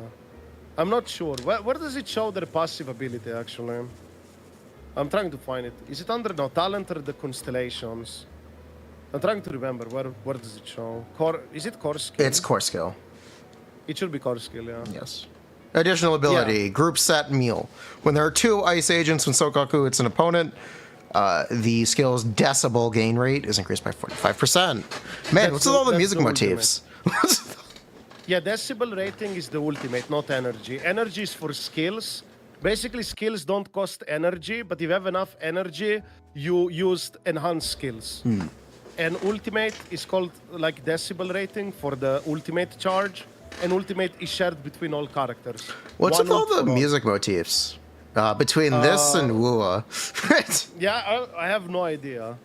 But in this game, you have tunings for talent. Like, you have discs. You literally have disc drives for artifacts. They're called Okay. disc drives. it's more of a- Are talents the constellations? Yeah, talents are constellations. Okay. Yeah. So ice resistance 10%, basic attack 15% chance gain stack, vortex, all skills. All skill levels +2. Okay, nice. Yeah. It's like I said, the passive is a big game changer. And here I have a nice picture for you. I think this is going to be very useful for you. This is going to help you understand what is exactly everything in terms of resources. If you look, you can use the Genshin reference or start it. I'll also share it to the chat. This is basically tells you exactly what... It's all the same. You'll know instantly. Don't worry, you're not going to get lost. LMAO. It's all the same. You just have to remember, this picture is that, okay? That's it. It's very easy to get into for this stuff. Minus the combat, it's different, obviously. No. Yeah, I personally think that if you played fighting games, like if you enjoy Street Fighter, not exactly Street Fighter, but any type of brawler fight 'em up games, I think you would enjoy this type of game, most likely, if you ever played them. Okay. I would not be surprised if you actually played Devil May Cry, maybe. Yeah, Devil May Cry, good game.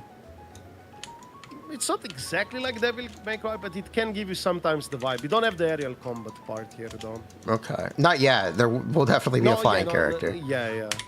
But I think it's pretty fun. The music is also pretty lit, and also they intentionally decided to make character designs nothing like Honkai or Genshin. They're making something completely different. There are a lot of people complaining about it, actually. It's very hip hop.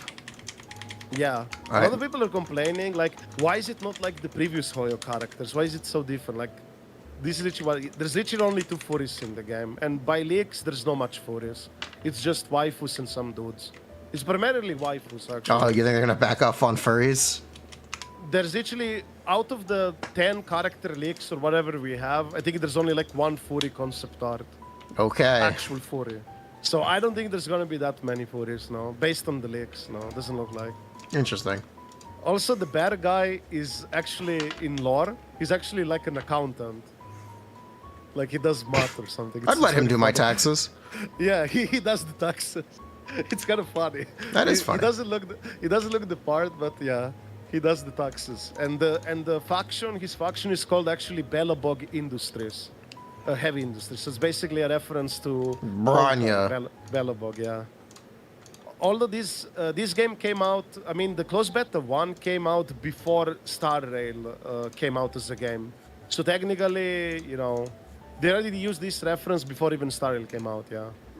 But it's, yeah, it's a very fun game. And also Grace is pretty much a strong character as well. She's the only anomaly character, EM basically. And she's pretty cool. And Rina is basically, could be like a Bronya from Star Rail equivalent, potentially. Nice. Potentially. So those are the 2 interesting standard characters. Soldier 11, Nekomater, just pure DPS. Linkeon and Koled are the stunners. They're basically characters that will ramp up the daze mechanic to stun enemies faster. They can also be pretty useful. But in terms of these characters, I think Rina/Grace will probably age the best. You think Rena or Grace will age the best? What does Grace do? Grace is an anomaly unit. She basically ramps up very quickly the shock. So she will get to shock damage like elemental mastery for lightning. So you will get to shock enemies quickly, and she can also boost the damage for your... Actually, this is the outdated stuff. Where is the new one? She can also boost the lightning damage for your entire team. I think it's here. Or this is outdated one. I think it was... Where is the new one? I swear. Was it Game 8?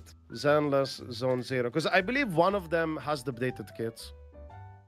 Because like a lot of the sites are using old closed beta too, and they just didn't bother to update for whatever reason. At least I think so. I might be wrong. Let me find her. Where is Grace? Grace. Yeah, but she's definitely cool. Anomaly. I think this is the updated one. Wait, what is her kit? Why can't I find it now? Oh. Here, upcoming characters. Come on. Yeah, Clueless. Okay, I think I found it. Yeah. Okay, so specifically, she has the ability to basically have a build-up mechanic in the game for anomaly. So you have to like build up the element application or whatever, like to apply the thing on an enemy, and she can basically. So make it is faster. anomaly like an elemental reaction or a break effect? Break effect. Okay. More like a break effect in a way. Build up, break efficiency. Yeah, build up is break efficiency basically. Yeah, you're not exactly doing technically a reactions combined with different elements, but enemies are reacting to the element. So for example, a flesh enemy, if you burn them, there will be an additional effect because they're a flesh type enemy. Or if the enemy is mechanical, shock will have extra stuff for them. That's how it works. Okay. Nice. For example, yeah. But you do have, like, for example, she does... Where does it say? Let's see. Yeah, Grace is basically really good at ramping up quickly the shock. And also buffing your entire team electric damage. And she's basically, if you play her with another character such as Rina, or even Anton, the 4-star attacker electric, it can pair up pretty nicely. Because do remember, you do want to play 2 characters of the same element in the team, or 2 characters of the same faction to get the passive ability. That's a must in the team building. You can't play Rainbow. Yeah, I think if I were Hoyo, I would regret Honkai Star Rail not having that kind of resonance system. Yeah, I think this adds a lot of cool stuff. Yeah. This basically promotes team building in the game. Yep. It's not just like go random Rainbow, actually go something cohesive. And the passives are pretty significant as well. That's nice. I would say, yeah. Because, for example, like for Grace, if you have the passive additional, her special attack will increase the enemy shock damage they take by 25%, which is basically the break thingy, yeah? Yeah. And it can also stack up to 2 times, so it's a 50% shock damage increase. So it's like, hey, I match the teammate option, now I do 50% increased shock damage on the target. And this is a pretty significant change. Damage vulnerability, basically. Yeah, damage vulnerability for the element of lightning shock, yeah, on a target. Okay. So this is how it works. It basically, I think it's very fun. Like, team building in this game is going to be super fun because of these passive abilities and so on. Yeah, Yeah. sounds like it. Yeah, I personally think you will probably like this to some extent, yeah. Minus the TV screens. We don't like TV screens. If you survive the puzzles, you're good to go. It's very little now. It's very little. No, compared I to like TV puzzle screens. gameplay. Okay, that's in my opinion the presentation of the puzzle sucks. Like it doesn't. Oh, the look that- presentation sucks. Okay. Yeah, yeah. Okay. Then maybe I that's won't like the puzzle gameplay. Yeah. The presentation kind of sucks of it, but the combat and everything itself, it's fun. Spiral Abyss is on a timer, just like Genshin, basically. You have the timer, 3 stars, classic. I believe it's only 10 floors at the start, and they will most likely add 2 extra floors later on, Star Rail style, you know. They're probably gonna go the Star Rail route in terms of like, here's the extra 2 floors, and then like extra endgame mode and so on. Yeah, that's Most about likely, right. yeah. And also characters have perfect assist dodges where they will have like a special ability attack or something like that. Some of them as well, when they perform like a perfect dodge or assist. You know, my other friend of the stream, Jello Impact, is also really excited for Z's. So maybe there is something. Yeah, I'll have to check it out on launch. Which game? Zenless. I'll definitely have to check it out. Yeah, I highly recommend you do, yeah. I think it's quite interesting, yeah. It's like, it looks maybe kind of like, oh, it's like Honkai, but once you play it in your own hands, it's very not the same. I played both the games. I played Honkai for over a year. This game, both betas, it doesn't play the same. Okay. It's a very different feel to it. I can tell you that much. Okay, there you go. And yeah, and also I believe it's not gonna like Honkai Impact 3 is not really gonna be cannibalized because it's a small pet project at this point, and they have like a loyal small player base playing Honkai. They're not gonna quit for ZZ. I don't think so. Okay. But they're not getting any new players for Honkai. I believe ZZ They is tried. basically- They tried with part 2. They tried, but Zenizon Zero is basically made by new, fresh developers, new young blood, or whatever you want to call it in English. And they're just aiming for new generations of players or people who never really played Genshin nor Star Rail, because they're not going Hoyo classic design. They're not taking the design from Honkai characters, no XPs or anything like that. It's its own thing, basically. There you go. And yeah, I'm looking forward to that interview they're gonna have with Street Fighter 6 developers, producers, or whatever. I will have to watch that. It's gonna happen. Let me check. Like I can actually I already sent you the link. Yeah. Yeah. It's gonna happen like what? What day? 29th of June. And the live stream for Zenless Zone Zero is gonna be in 5 days, I believe. Nice. Yeah, I the live stream. do need to Yeah. run now. Okay, no problem. Thank you very much, though. We'll have to talk again. We can. It's fun. I had a blast. Thank you for having me, and have a great time, Jason. You too. Have a good Take care. day. See you, man. Take care.